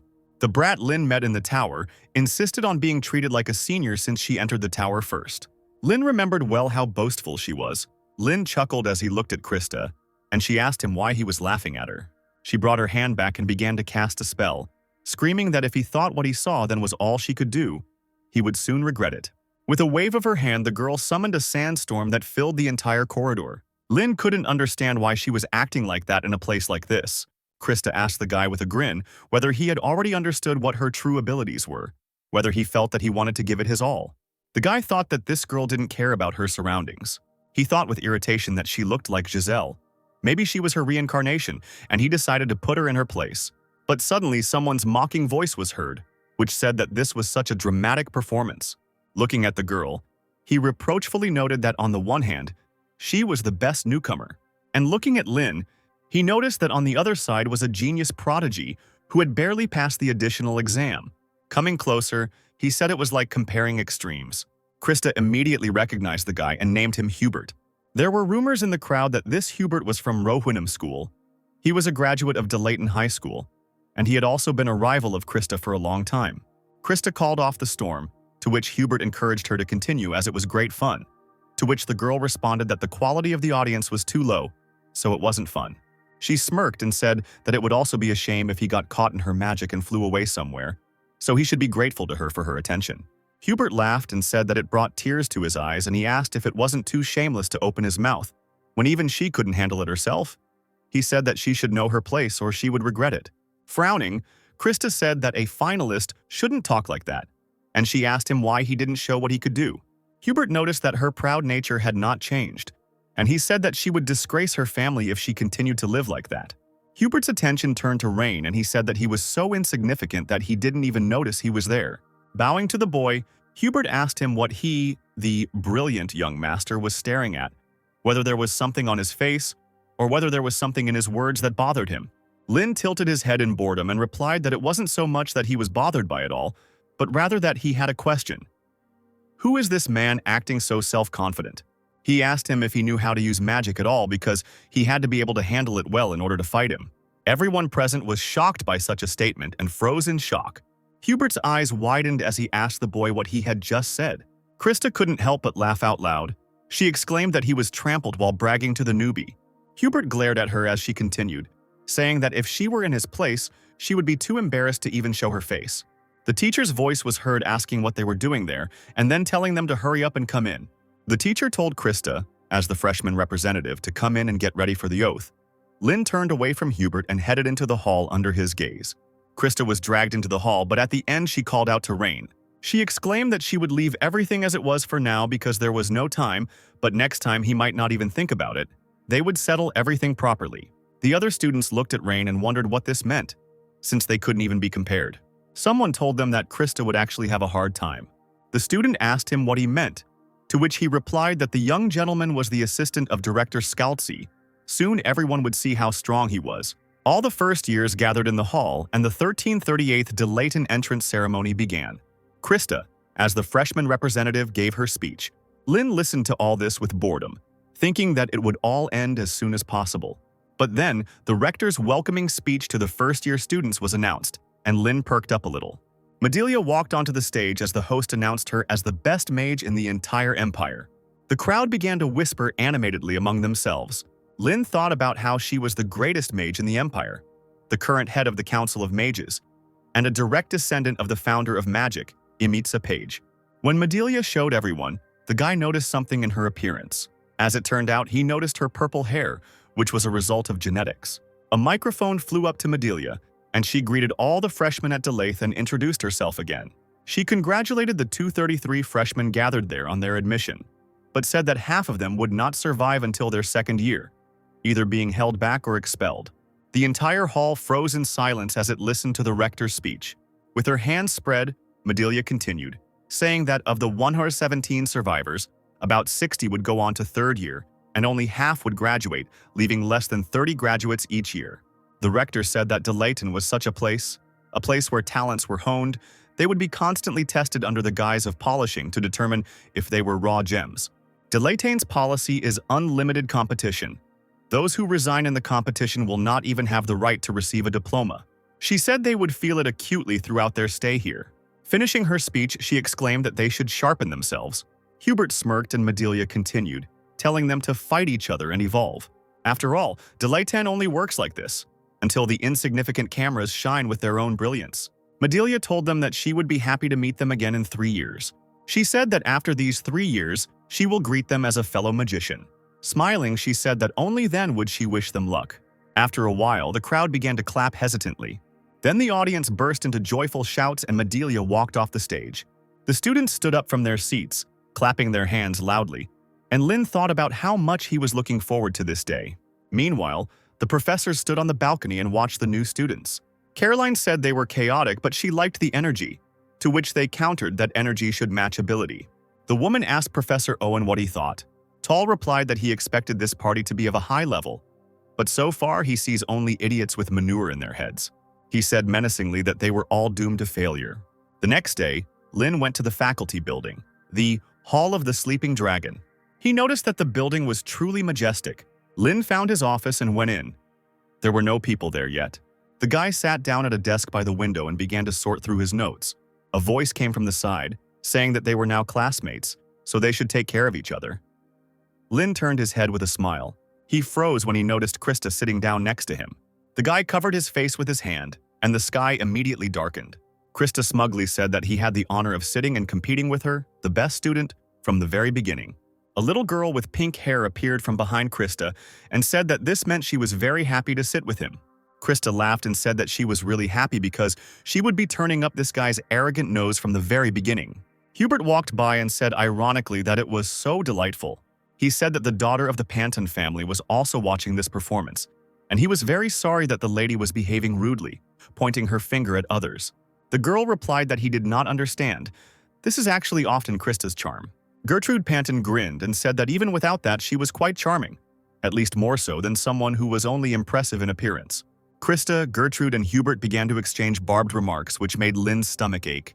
He remembered how Frida had once asked him if he had ever wanted to go to school, to which he had replied no, and the woman had said that was strange.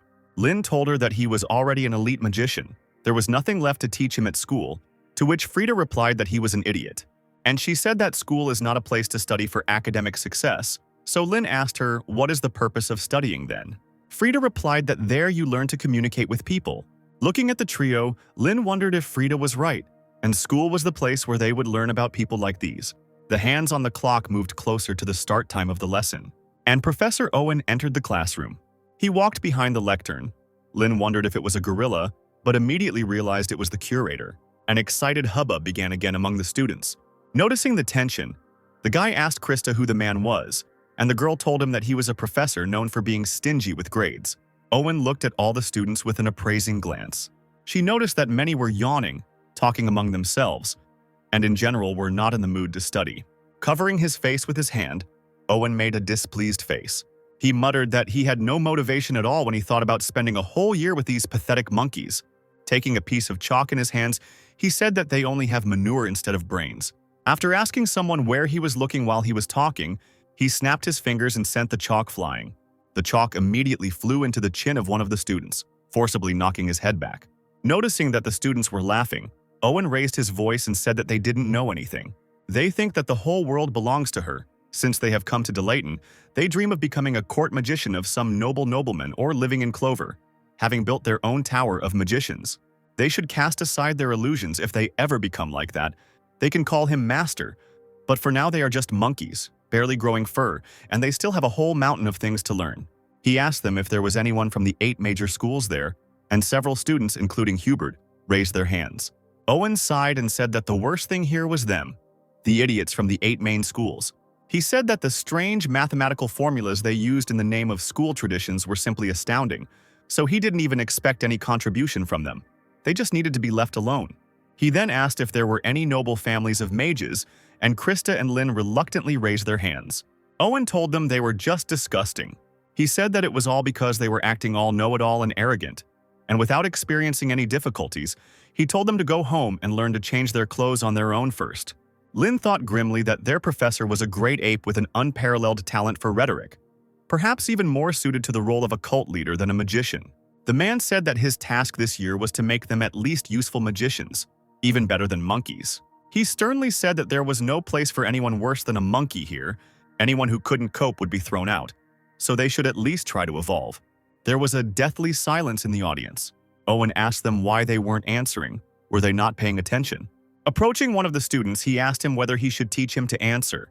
Owen asked if he was scary, to which the student quickly replied that he was not scary. Then Owen asked him if he was easygoing. The man announced that they were going to have a test now. He told the students to form teams of 2 with those sitting next to them. Owen said the last team would be eliminated. The students began to talk quietly, not expecting that they would be expelled so easily. Some began to suggest that this was all just to scare them. Owen walked up to the board and began writing the test assignment on it. A few minutes later, a task in the form of a spell appeared on the board. The man said that they were given 20 minutes for everything. From that moment on, they had to solve the problem on the sheets of paper that were in front of them. Those who cannot solve it within this time and those who pass it last will be excluded. A tense silence fell over the audience again. Owen shouted that the exam had already started. The guys actively got to work. Owen exclaimed that even monkeys could handle 2-star spells if they tried.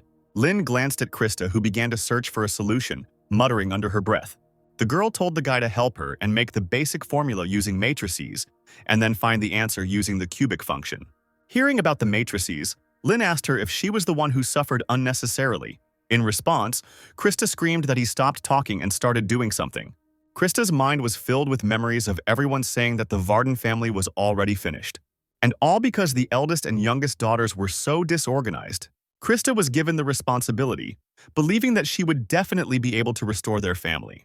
Krista stubbornly scribbled her pen on the paper, muttering under her breath that she had to become the best at everything. Lynn looked at the girl and thought about the heavy burden she had to bear. Krista asked him irritably why he was looking at her like that. Had he already found the answer from the function? Lynn handed them a piece of paper with the function written on it, and Krista happily said that all that was left was to decide.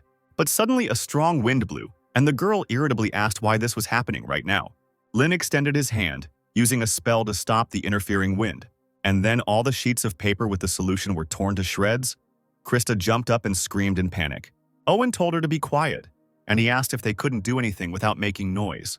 After apologizing, Krista sat back down and said in a weak voice that she would have to start all over again. Lynn, noticing something was wrong, activated Bell Sidious. Near the torn sheets, he noticed a stream of magic. Following this stream, Lynn noticed that it was coming from one person, who turned out to be Hubert. The boy thought that the 8 main schools were just playing childish pranks. The Rohirrim school is the school of wind. Their secret art has no sound or color, meaning the magic used is wind manipulation. Lynn was pulled out of his thoughts by Krista's scream, telling him to give her his paper. She told him to rewrite it quickly. Unable to bear it any longer, the girl quickly took the piece of paper from him, asking him what he was doing. She began to write nervously, thinking that there were 8 minutes left, and she already had the solution process in her head. But then Lynn snatched the paper from her hand. Before the girl could ask anything, the guy told her that they wouldn't be able to finish on time using this method. Krista asked him how he could know if he hadn't tried it, to which he replied that she wouldn't understand anyway. The girl looked at the guy with irritation, almost cursing. Lynn told her that the task was doable. It was just that the solution was too difficult for her. And right after that, the guy started to quickly write another solution. After some time, the solution was already completed. Lynn told Krista that she couldn't be a mage if she burned out so easily. He told her to remember that a strong magician must remain calm at all times. And he himself remembered that in the world where he lived, even 8 minutes was not enough. We had to fight fiercely with the enemies, winning every second. The price for a few seconds of delay was not just exclusion, but death. He thought sadly of all the lost people who had died because of his delay. Lynn told Krista that this time he would take the lead and that she just needed to help. He told her not to delay them. Hubert and his partner had already finished the entire task and got up from their desks and went to the professor. Hubert handed Owen the solution sheet and asked him to evaluate it. Owen took the paper and placed it on the table. He raised his hand over it, which glowed with a bright blue light. The spell on the piece of paper activated and it rose into the air, releasing steam. Owen, with the same stone face, noted that all the runes were working fine. Considering that she had done it before everyone else, that was not bad. Hubert smiled and his partner relaxed. But then the man told them not to be so confident because it was not good. Sitting down at his desk, Owen told them that the problem would only take 2 minutes to solve, and so he gave them only a C. Bowing slightly, Hubert said that he couldn't accept it. He said that he had solved it first and his formula was perfect, so why such a low score? He asked what the reason was, to which Owen sternly told him to stop fooling around. Looking at the boy with a piercing gaze, the man told him that he knew better why he had a C. Hubert's partner asked the professor what it meant, and Lynn appeared behind her. Lynn asked the girl to step aside. Other students began to whisper that their answer sheets had also been torn up earlier. The students were surprised that they had already finished. Hubert looked at them in amazement. Lynn handed the paper with the solution to the professor and asked him to evaluate it too. Smiling slightly, Owen exclaimed that they were already finished, and he was delighted to expel these newcomers from the magical family. Lynn said that if someone can't use magic just because the wind blows, they can't call themselves a mage, and Krista handed over a piece of paper.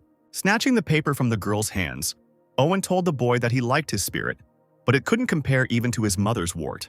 Looking at the solution, the processor noticed that the magic circle was different from what he had proposed. Lynn said that one magic circle is shaped like a fan and the other is drawn as a circle. The professor asked him why he changed it, to which the guy answered him that the rune J works well with water attribute magic. Based on this, he simplified the formula for this rune to work.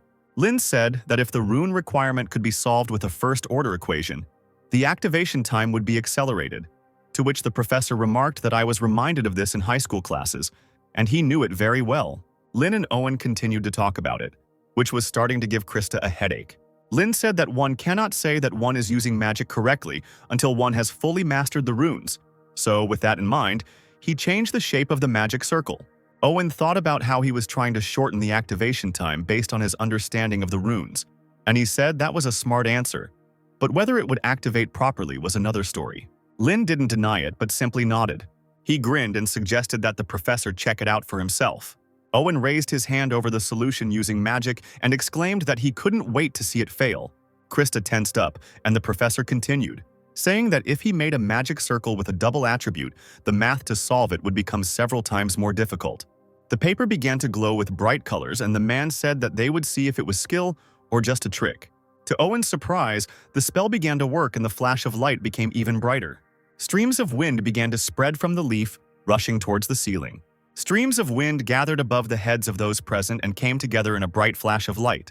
In this flash of light, a bright star lit up, indicating that the spell had definitely worked. Noticing this, Owen suddenly clapped them lightly. He said he had been teaching for 13 years, and he had seen many geniuses. He said with a smile that, however, they were the first to give such an answer. The students looked at the other students below in amazement. Owen said that it certainly pissed him off, but he had no other choice. He said that this answer deserved an S grade, which he had never given to such a trivial quiz before. Krista started shaking with happiness, and Lynn said with a smile that this was high praise. Smiling broadly, Kostra thanked him loudly. Raising her hands to the sky, she began to jump for joy. After a couple of minutes of such joy, Owen came up to her and said that they could go back to their seats if they didn't want him to lower their grade. Turning to Hubert and his partner, he told them that they could leave too. The assessment was over. Krista walked past Hubert with a triumphant look. Lynn stopped in front of Hubert and stared at him, causing the latter to flinch. Lynn's eyes darkened with irritation, and Hubert asked him with a smirk if he had anything to say. Taking up his book again, Owen told them not to make him repeat it unless they wanted to get discipline. Walking past Hubert, Lynn told the boy with a menacing voice that next time everything would be different. Some students were able to pass the symbol test, however, and then she endured her first lesson, listening to the harsh criticism of Owen's processor. Lynn turned to Krista, pointing out a part of the work. However, the girl did not answer him in any way. Then the guy asked her if she was listening to him at all. The guy raised an eyebrow in surprise, not understanding why she was acting like this. The bell rang, and Professor Owen told the students that this was the end of the level. The students breathed a sigh of relief, noticing the expressions on the students' faces. Owen asked them what was wrong with them. Was it really too hard? He told them not to worry, because next time he would show them something even more difficult. Those who failed would be left behind, so they should drill today's lesson into their heads as if their lives depended on it. Standing up from her desk, Krista turned her back to Lynn and addressed Rain. Lynn asked her what she wanted to tell him. Still not looking at the guy, the girl quietly thanked him for helping her with the test. The guy told her that her voice was too quiet and he asked her to repeat it. With a red face, Krista turned around and told him not to make fun of her. She shouted that next time she would definitely return the favor, so he shouldn't be impudent. They were still rivals. Continuing to scream, she told him that they had helped each other only this once. The other students discussed Krista and Rain, still shocked that they had received the highest grade. Someone said that it was quite logical that Krista received such a rating, to which the other said that they were in pairs. Krista and that genius were on the same team. The next day, Krista and Lynn got to the dorm. The guy asked her to return the favor and asked her what floor the dorm was on, to which she answered that it was on the highest floor of the freshmen. And she asked him if he had forgotten that he was the best in the class, but then told him not to show off. Lynn told her that she started it herself. He asked her about whether promises that she cannot fulfill do not seem frivolous to her. Krista walked away in irritation, shouting at the end that she was looking forward to this. Lynn entered the dorm when everyone around him started talking about him. Someone recognized him as the son of the Ludvik family, but another immediately stopped his thoughts by saying that he would not get a room next to Krista. The first one answered him that with such skills he would have passed the regular exam, so why take the additional one? Lynn, however, made it to his dorm room. Taking out a small piece on a chain, the guy brought it to the door. The pendant lit up and the door began to open. There were bookshelves on either side of the entrance, and Lynn noticed that this was a solitary room. In the corner of the room, by the window, there was a table and a chair. Walking up to the table and running his hand over it, Lynn said that it reminded him of his time in the magic tower. He smiled as he thought about how even in his past life, he had sat in a room like this, focusing only on studying magic. And he immediately remembered his room in the tower, where Esther came for the first time. Lynn shook his head, trying to clear the memory. Approaching the bed, the guy fell onto it with all his might. He thought that there was nothing else here except the first lesson, and he wondered if he should instead infiltrate the Vatican and explore its remains. He thought that it would be too difficult to get in there with such a personality and abilities. He raised his hand, on which the spell began to gather. 3 red triangles flashed in the air above the boy's hand. Following this, they began to cross paths with each other. But the very next moment, the spell burst like a soap bubble. Lynn frowned and thought that even 4-star magic was still too much for him. Suddenly, the guy noticed someone sitting on the window frame of his window. As it turned out, it was an owl, with a rope tied to its paw in a bag. Lynn got out of bed and stroked the owl's feathers, taking the bag and taking out a box. The owl flew away, and Lynn noticed that the box had the date 1388 written on it. When the boy opened the box, he noticed that there was no sender on the box, and he assumed that his father might have sent it to him. Inside the box were several books with no inscriptions on the covers. Lynn carefully took out both books, examining them carefully. One of these books was pretty worn out. The guy looked at it more carefully and his attention was drawn to the inscription. He immediately recognized in this book the diary which he had entrusted to Esther at that very last moment. Lynn froze in shock and immediately wondered who could have sent him this. In a panic, the boy looked out the window in an attempt to see the owl or the sender. Looking around the street, he wondered if anyone knew his true identity. The next day, Lynn and the other students went to the campus's magical training facility. the Battle Dragon Field. The students watched someone fight while a countdown sounded that there were 30 seconds left to the goal. As it turned out, it was Krista, who fought various monsters alone. Gertrude noticed that there were only 15 seconds left, and she asked the girl if something good had happened. Continuing to fight, Krista asked her why she thought so. Gertrude continued counting and said that she felt more excited than usual. Counting down 5 seconds, she asked her if it was all because she met Lord Rain. Gertrude said she wondered what happened between them. While furiously killing another monster, Krista screamed that nothing happened. She was just annoyed that she would see his annoying face again today. Krista continued to make excuses, and Gertrude remained silent, thinking that she would not deceive anyone with her behavior. She thought that it seemed like the rumors about Rain Ludvik helping her during the exam were true. The girl thought that it was surprising because he was not like this at the family meeting. By that time, Krista's training was over. Hubert walked down the central hall of the student dormitory. Suddenly, someone called out to him, calling him a loser with a C grade. Hubert told this guy, whose name was Logan, not to mess with him. Otherwise, if he continued like this, he might die. Logan, a graduate student at Chakek School, told the guy to calm down. He just heard someone get a C and nearly died laughing. The guy continued by saying that besides, Krista got an S rating even with sandbags. He asked Hubert if that genius wasn't in his group, and he wondered what he really was, whether he was just a coward like the rumors said or not. And he noted that he was still better than him. Hubert simply told him it was none of his business, calling him a muscular fool. Turning around with his eyes blazing with anger, he asked the boy if he wanted to challenge him. Logan's eyes also flashed dangerously, and he said that he could and wanted to. The room began to shake slightly, under the pressure of the two mages' forces. The noise was cut through by a quiet female voice asking them to stop. The girl indifferently insisted that it wasn't just the two of them here. Logan told Rivendell graduate student Lillian that it was just a joke. The guy said he was thinking of a strategy to take down Krista and that genius, and he asked the girl if she wanted to join. Without looking up from her book, the girl replied that this was the reason why his magical achievements were not growing. He was always up to senseless pranks. She said that even this was Krista. There was no benefit in bullying the weak. Hubert just turned around and said that he would destroy them himself. As he walked away, he told Logan that if he touched them by accident, he would be the first to go down. Hubert reached his dorm room and cursed quietly at Logan. Taking a deep breath, the guy suddenly hit the wall with his fist. Gritting his teeth, he could not believe that this Rain worked under Professor Scalzi as an assistant, chosen not by blood ties, but by skill. While Hubert was thinking about how Rain couldn't even get a rank, he was sitting in his room reading one of the books from the package.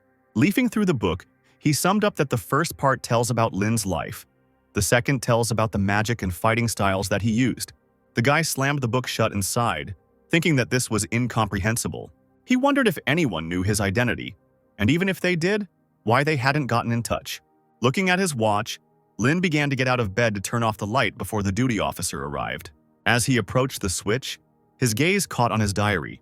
Thinking of Esther again, Lynn couldn't help but pick up the diary. He leafed through it, and suddenly a blue butterfly flew out of the diary. Noticing this, the guy immediately threw the book aside and jumped back. Looking closer, he noticed that it was Rudian, whom he had created in his past life. He frowned as he thought about how this one was twice as big and much darker than before. He thought that even if it was him, how could he have survived for 300 years with whose magical power he managed to do this, and most importantly, for what purpose? The memory of his friends flashed before Lynn's eyes again, and Rudian sat on his finger before the boy could react. Rudian informed Lynn that his progress in researching the unique magic could be continued, with progress at 37%. And then a whole wall of text flew out of Rudian. After briefly glancing at the text, Lynn immediately realized that this was all the things he had researched in his past life to reach the level of a sage. He immediately noticed that all 12 original runes that he had tested in real battles 300 years ago were there. He thought they had all failed, but they made up 37%. He immediately thought that there was no way that a 4-star magician like Rudian would be checking the progress of a 6-star magician. But then he smiled and thought that if this was all true, it meant that he had not made a mistake in his path. The butterfly flew from his hands, and he thought happily that if he continued in the same spirit, he would definitely be able to reach the truth. Lynn sat down on the bed, completely oblivious to everything around him, and began to read his research. This sudden hope made him completely forget about the sender of the books. This information disappeared from his head in the blink of an eye. The next day, Lynn got up and started getting dressed. Having dressed, he went to the door intending to continue his research again after 300 years. On the way to his destination, he was reading one of the books sent and noticed that it was raining. He noted that unlike the north, where it gets cool during rain, the southern regions remain warm even during rain due to the influence of the Badantio mountain range. The guy went out into the rain and, humming a song, walked on. Lynn reached the place and asked about where he could freely practice magic. The girl at the answering machine said that Battlefield was perfect for him, and she asked him why he was wet. According to the head of the dormitory, Battlefield is a place to train powerful magic with a wide range, surrounded by high-level fire magic to prevent and restore damage. Grievances can mindlessly cast spells without caring about the surrounding environment. The headman pointed to the ring and told the boy to use it to enter. Lynn followed her instructions and used the ring, and the walls of fire immediately parted to the sides. A voice came out greeting the student Ludvik and informed him that there were currently 30 rooms available. The headman told him to feel free to use them all. Lynn walked inside and took the farthest room, room 15. He told the system to give him a stronger target, and half the room lit up with bright light. A green one-eyed monster immediately appeared from the circle of light on the floor. Looking at the monster, Lynn noticed that it was at the level of 2-star magic. The boy opened his book, choosing a spell he wanted to try.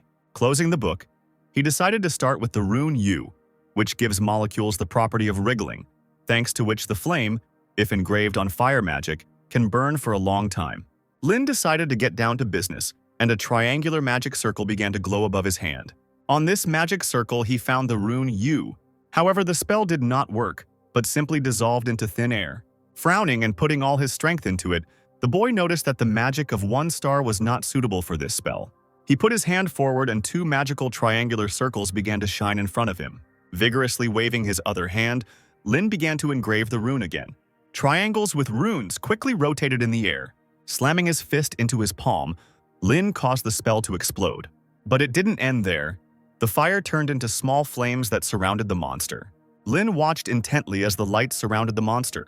When the monster was already shining with lights, someone in the next room asked what kind of trash magic it was.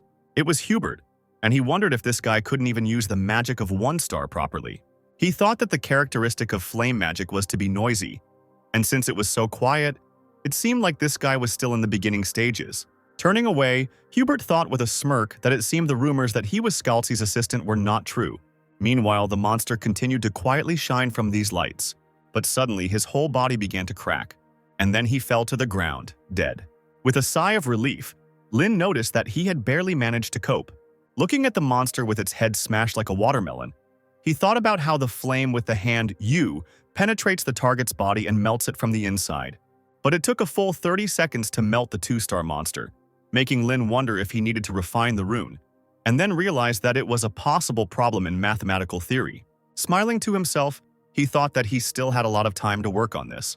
He thought that no matter how much he messed up, he would always be able to solve this problem. Before, he had never thought that magical research could be so exciting.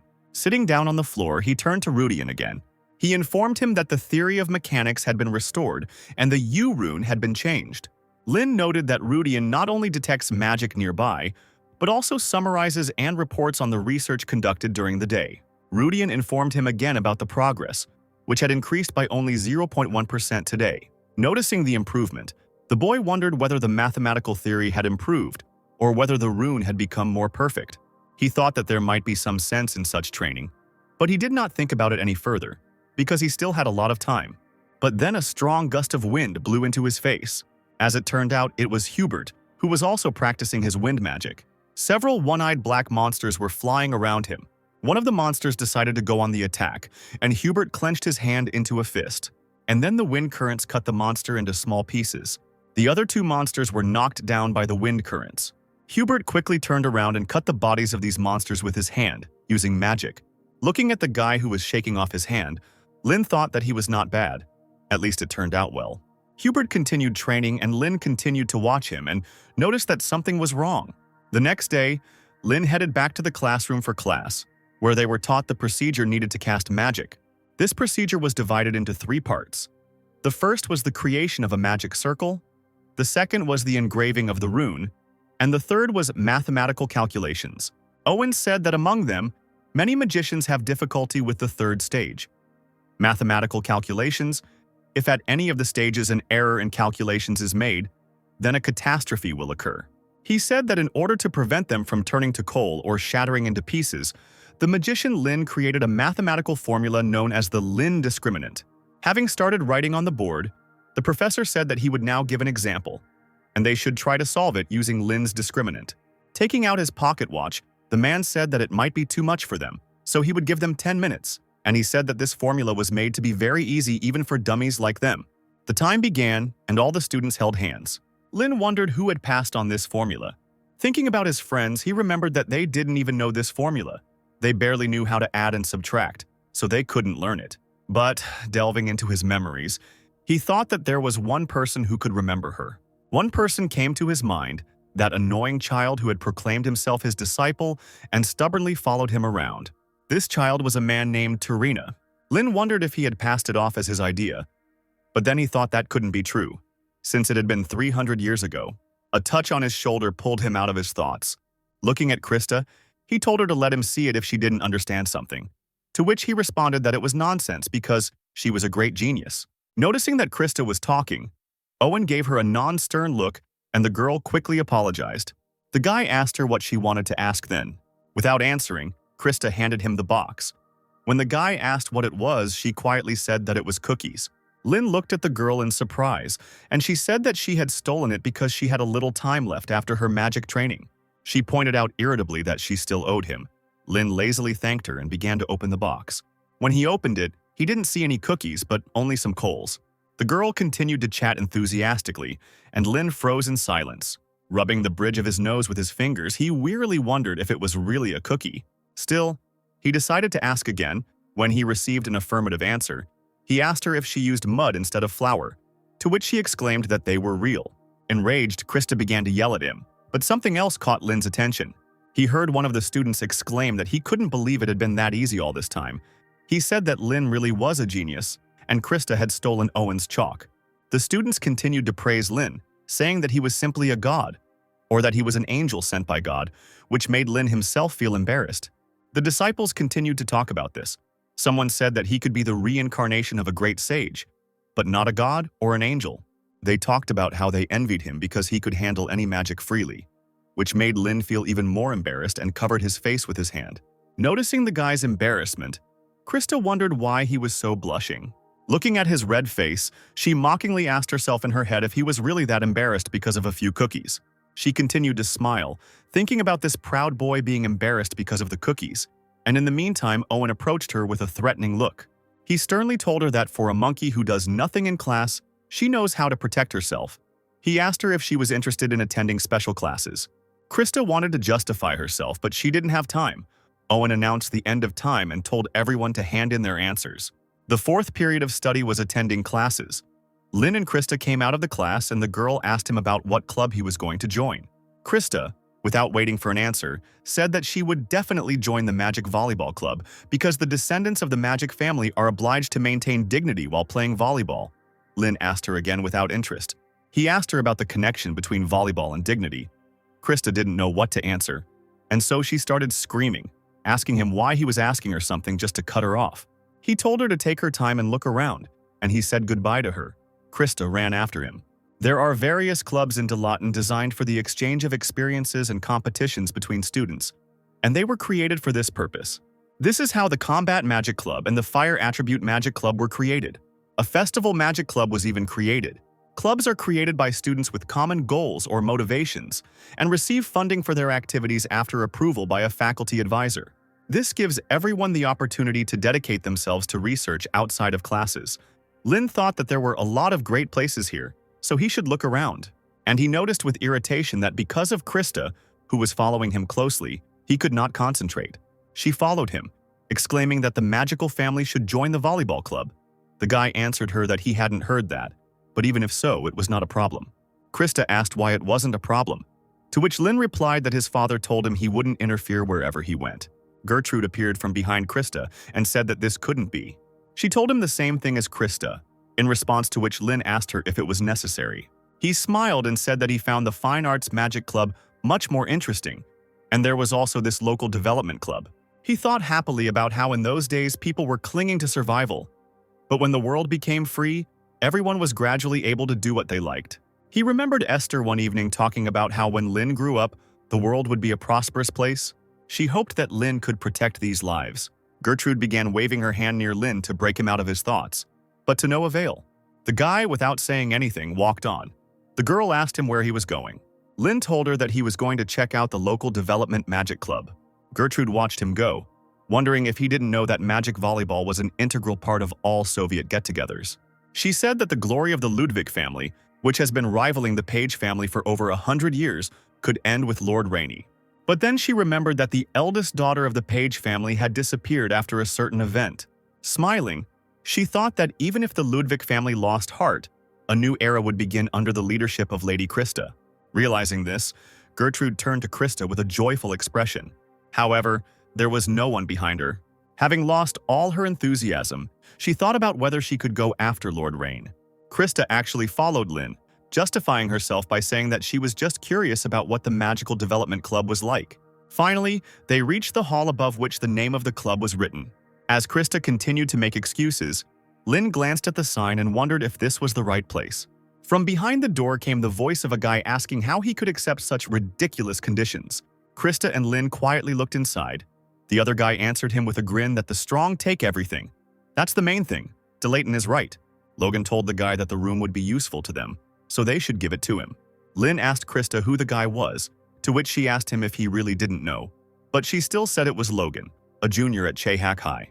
Now Lynn asked about the Chehak school, and the girl told him that it was a school that specialized in producing magicians with an emphasis on martial arts. Logan asked the guy with glasses if he really wanted to settle everything with a duel, if he had the courage to fight the elder.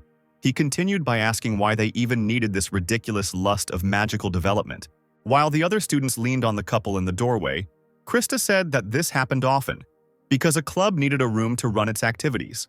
Logan continued to say something to the guy with glasses, and the girl continued, saying that sometimes there are no free rooms and you have to take the premises of another club.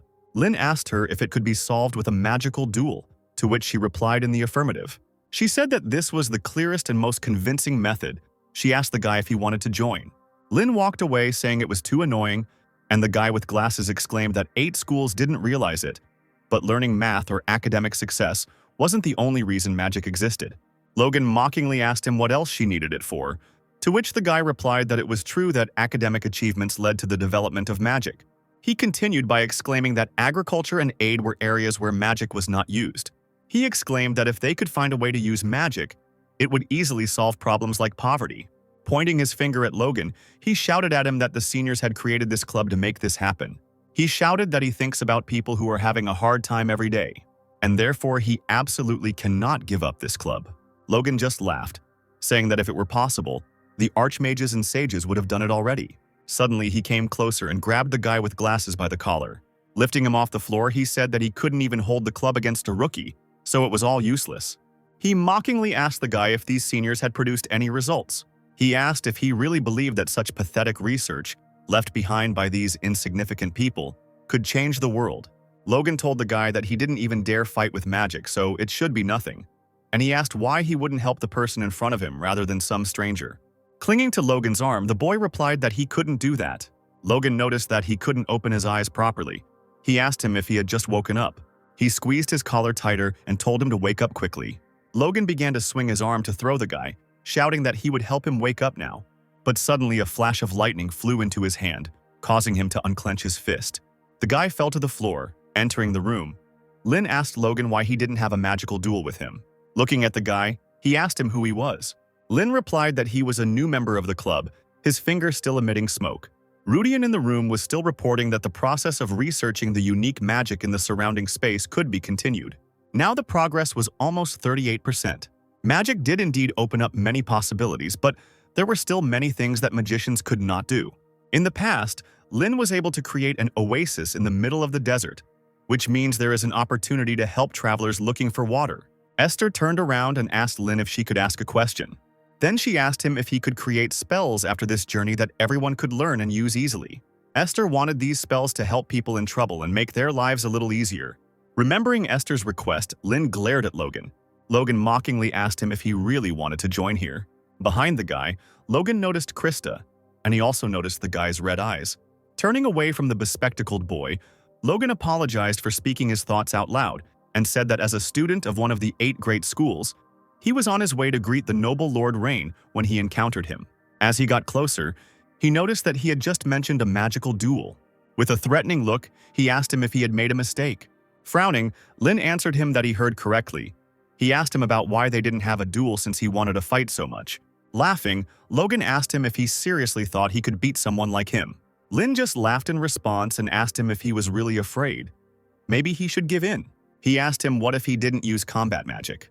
Logan's eyes widened in surprise, and Lynn asked him if that would be enough for him, or if he could only use the 3 spells that the club had developed. Logan looked dumbfounded and asked him if he was serious. Still with that same carefree grin, Lynn replied that he didn't think he would lose. Logan just laughed, saying it was a total failure. Covering his mouth with his hand, he said it takes 3 days to approve membership. He said that it was therefore just a personal challenge, and Lynn told him to get to the point. Logan replied that if he lost, he would surrender, and he would drive out all the troublemakers himself. But if he wins, Lord Rain will apply for expulsion from Delaton. Laughing, he said that the reason would be that he felt an insurmountable barrier after meeting Logan. Krista, unable to bear it, slammed the door. Frowning, she told him to stop joking and just stop trying to take the premises. Logan told her that outsiders should shut up. Lynn agreed with him and told her to stay out of it. Krista asked him if he understood what was going on, to which he said that there was nothing to understand. He was going to win anyway. He told Logan to choose the time and date himself. Laughing, Logan asked him again if he accepted the terms. Walking past the guy, Logan said that he would invite the professor as a judge. Passing by Krista, he said that they would not delay and would meet today at 6 o'clock at the Dragon's Blood Arena. Turning around, he said with a threatening look that they would see each other there. As he walked past the students in the hallway, Logan muttered smugly that they had caught a really big fish this time, so the seniors would be pleased. He told himself that it would be a fantastic day. Krista was still standing at the door, and she asked Rain if he had forgotten his position here in order to participate in a magical duel. While leafing through the book, Lynn asked her if it was because he was a freshman, to which the girl told him not to joke. Noticing that the guy was not paying attention to her, she turned around and walked away, telling him to do whatever he wanted. Lynn looked after her and wondered why she was so angry. Getting up from the floor, the guy with glasses told Lynn that what he did was something logically incomprehensible. The descendants of a magical family never engage in magical duels. Lynn noticed a ring with a dragon with spread wings on the guy's hand, and realized that he was already a second year. Lynn asked the guy why this was so. He replied that it was because you had too much to lose compared to what you gained. He said that he was more puzzled than grateful, and he asked why he had helped him. The guy replied that he wasn't going to help, but you could say it was for the task. The guy with glasses said that he was grateful anyway, but it seemed like he was underestimating Logan. Lynn asked him if he was really that impressive. The guy replied that he was a king-type mage, and was especially strong against general mages who specialized in long-range magic. Moreover, thanks to his strong physical abilities and character, he has already participated in several duels and won more than 90%. Sitting down on the table, he told Rain that he had embarked on a very reckless adventure, all because he had spoken carelessly. He went on to say that he may have exaggerated when he argued with Logan. It is not such a great club. While wiping his glasses, he said that he grew up in a village and that the villagers collected money for his education here, and he decided to repay them in his own small way to make the village better. That's why he joined this club and started studying magic. But things didn't go as planned. Over time, the anxiety and worry only increased. But he continued to cling to it for his own personal reasons, but he never achieved anything. He asked Lynn if it was really a shame.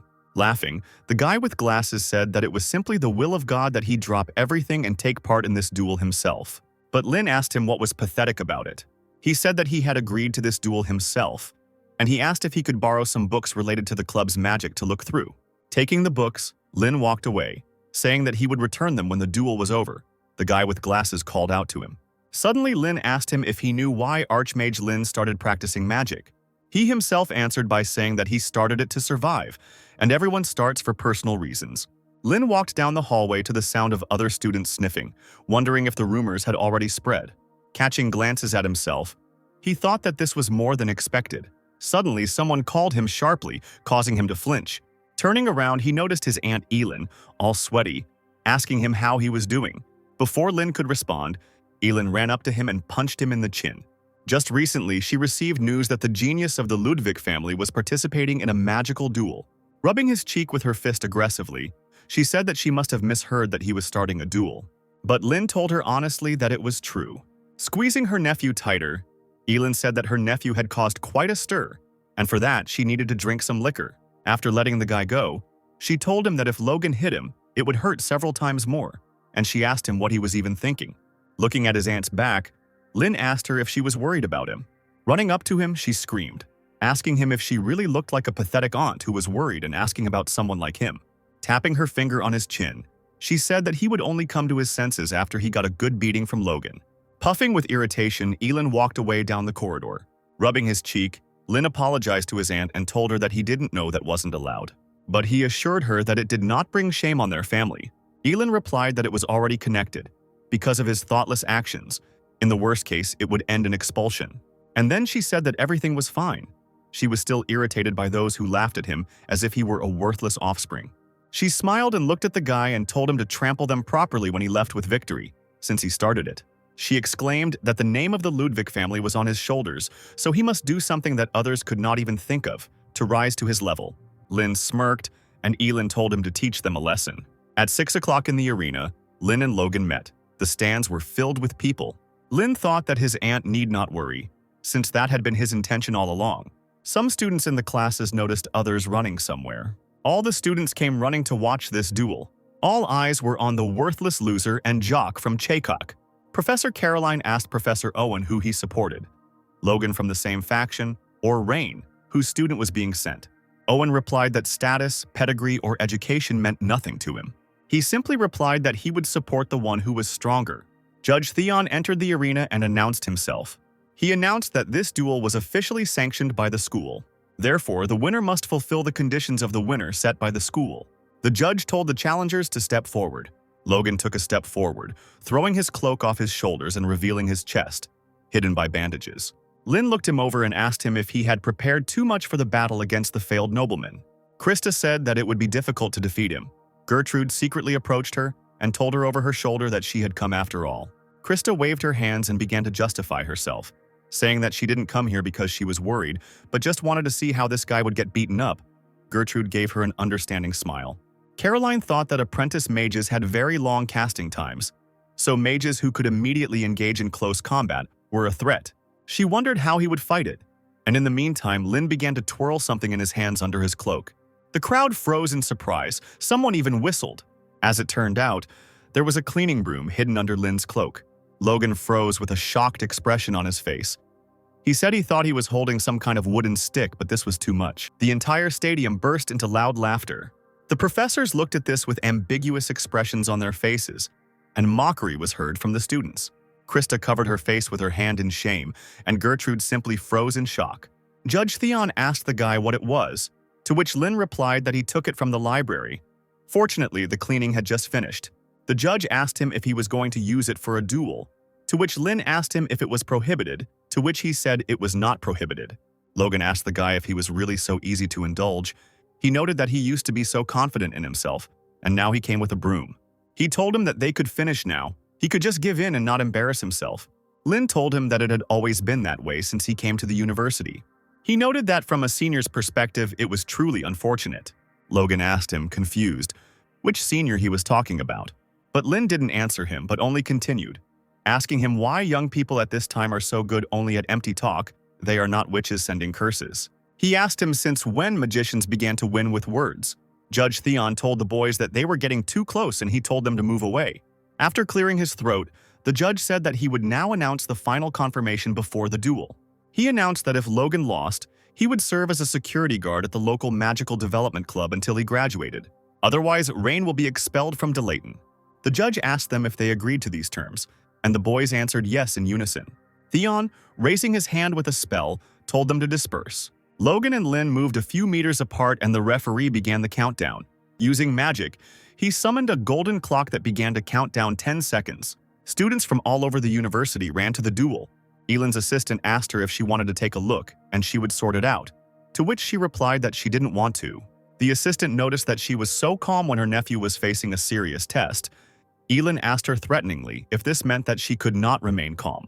Elen turned to the window, and the assistant began to say that she had not meant it. Smiling to herself, she mentally told her brother that Rain could be a sage. As Logan began to remove the bandages from his chest, he said there was no need to watch. He said that the outcome was already predetermined. 10 seconds passed and Logan ripped off his bandages, telling his opponent to watch carefully. He shouted at him that once he was expelled, he would no longer have the opportunity to see it. Waving his hand, Logan cast a spell on the mark on his chest and exclaimed that this was the secret technique of the Chehak school, strengthening the body. Gertrude noticed that he seemed to be going to finish it in one go. The mark on Logan's body glowed green, and that green light began to flow through his veins. Noticing the speed of the spell's activation, Hubert thought that a small mistake could lead to broken bones or ruptured internal organs. Caroline thought that it was no wonder that Logan was considered one of the great graduates of Chehak school. Lynn gripped his broom tighter. Lynn closed his eyes and exhaled, collecting his thoughts. Logan's eyes turned red from the strain, and he exclaimed that he would finish this in 10 seconds. Lynn continued to stand in place, and Logan jumped up and rushed forward. Lynn stood there with his eyes closed, even as his opponent came very close to him. As Logan raised his fist to strike, he thought that this guy couldn't even move, but the result would be the same even if he could. He thought that body fortification was a spell that both attacked and defended. It created a wall of magical power on the surface of the body to defend and exploded the magic at the point of impact to damage the opponent. As he flew forward, he thought that this could not be stopped. He would end this duel with this blow. But suddenly, a broom handle approached his fist. Lynn began to spin the broom in his hand, pushing away his opponent's hand. But he didn't stop there. Turning around on the spot, he swung the broom. Lynn swung his arms and hit Logan hard in the chest with the broom. The force of the blow sent Logan flying upward. The professor's eyes widened and they froze in shock. No one expected that Logan would fly back with one blow from some broom. Owen noticed that it was a staff technique from the Osiris school. He remembered that 300 years ago, this amazing achievement elevated the Osiris school to the rank of one of the 8 major schools. This staff technique was developed by the great magician Lynn. He thought that even mages needed strength to engage in close combat. That's why it is said that he created this technique with the help of the hero Esther. He wondered how the heir of the Ludvik family had mastered this technique. And in the meantime, Logan woke up. He immediately turned around in the air and landed on the ground a few meters from the enemy. Caroline kept her eyes on Rain, still surprised. She noticed that even from such a blow, the broom was not yet broken. She thought about how if the guy hit the body surrounded by body reinforcement with a normal broom, it should have shattered into pieces, she replied. The incredible magic control that was needed to enhance the strength of this broom. She wondered what this guy really was. Lynn twirled the broom and threw it over his shoulder, and the entire stadium exploded with cries of delight. They started shouting that Logan had simply been thrown out while he was still on his knees. Suddenly, he felt a sharp pain in his chest, and saliva began to flow from his mouth. As he leaned on the ground, he thought that the reinforcement of his body had been broken, and he couldn't believe that it had happened with the broom that this useless scum had used.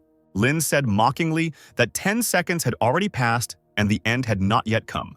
The guy said it wasn't fun to torment a promising junior, to which Logan shot him an angry look. Twirling the broom between his fingers, Lynn said he was done in 6 seconds. He moved the broom behind his back and told his opponent to attack. Logan stood up with difficulty, thinking that he was showing off just because he was able to land a punch. Deciding to take a different approach, Logan quickly lifted his leg. Releasing magic, he smashed the ground with force, shattering it into small pieces. The destruction reached Lynn too, causing him to jump. Logan didn't stop there and jumped up, swinging his leg. The guy kicked one of the fragments in the air with all his might, shattering it into even smaller pieces. These pieces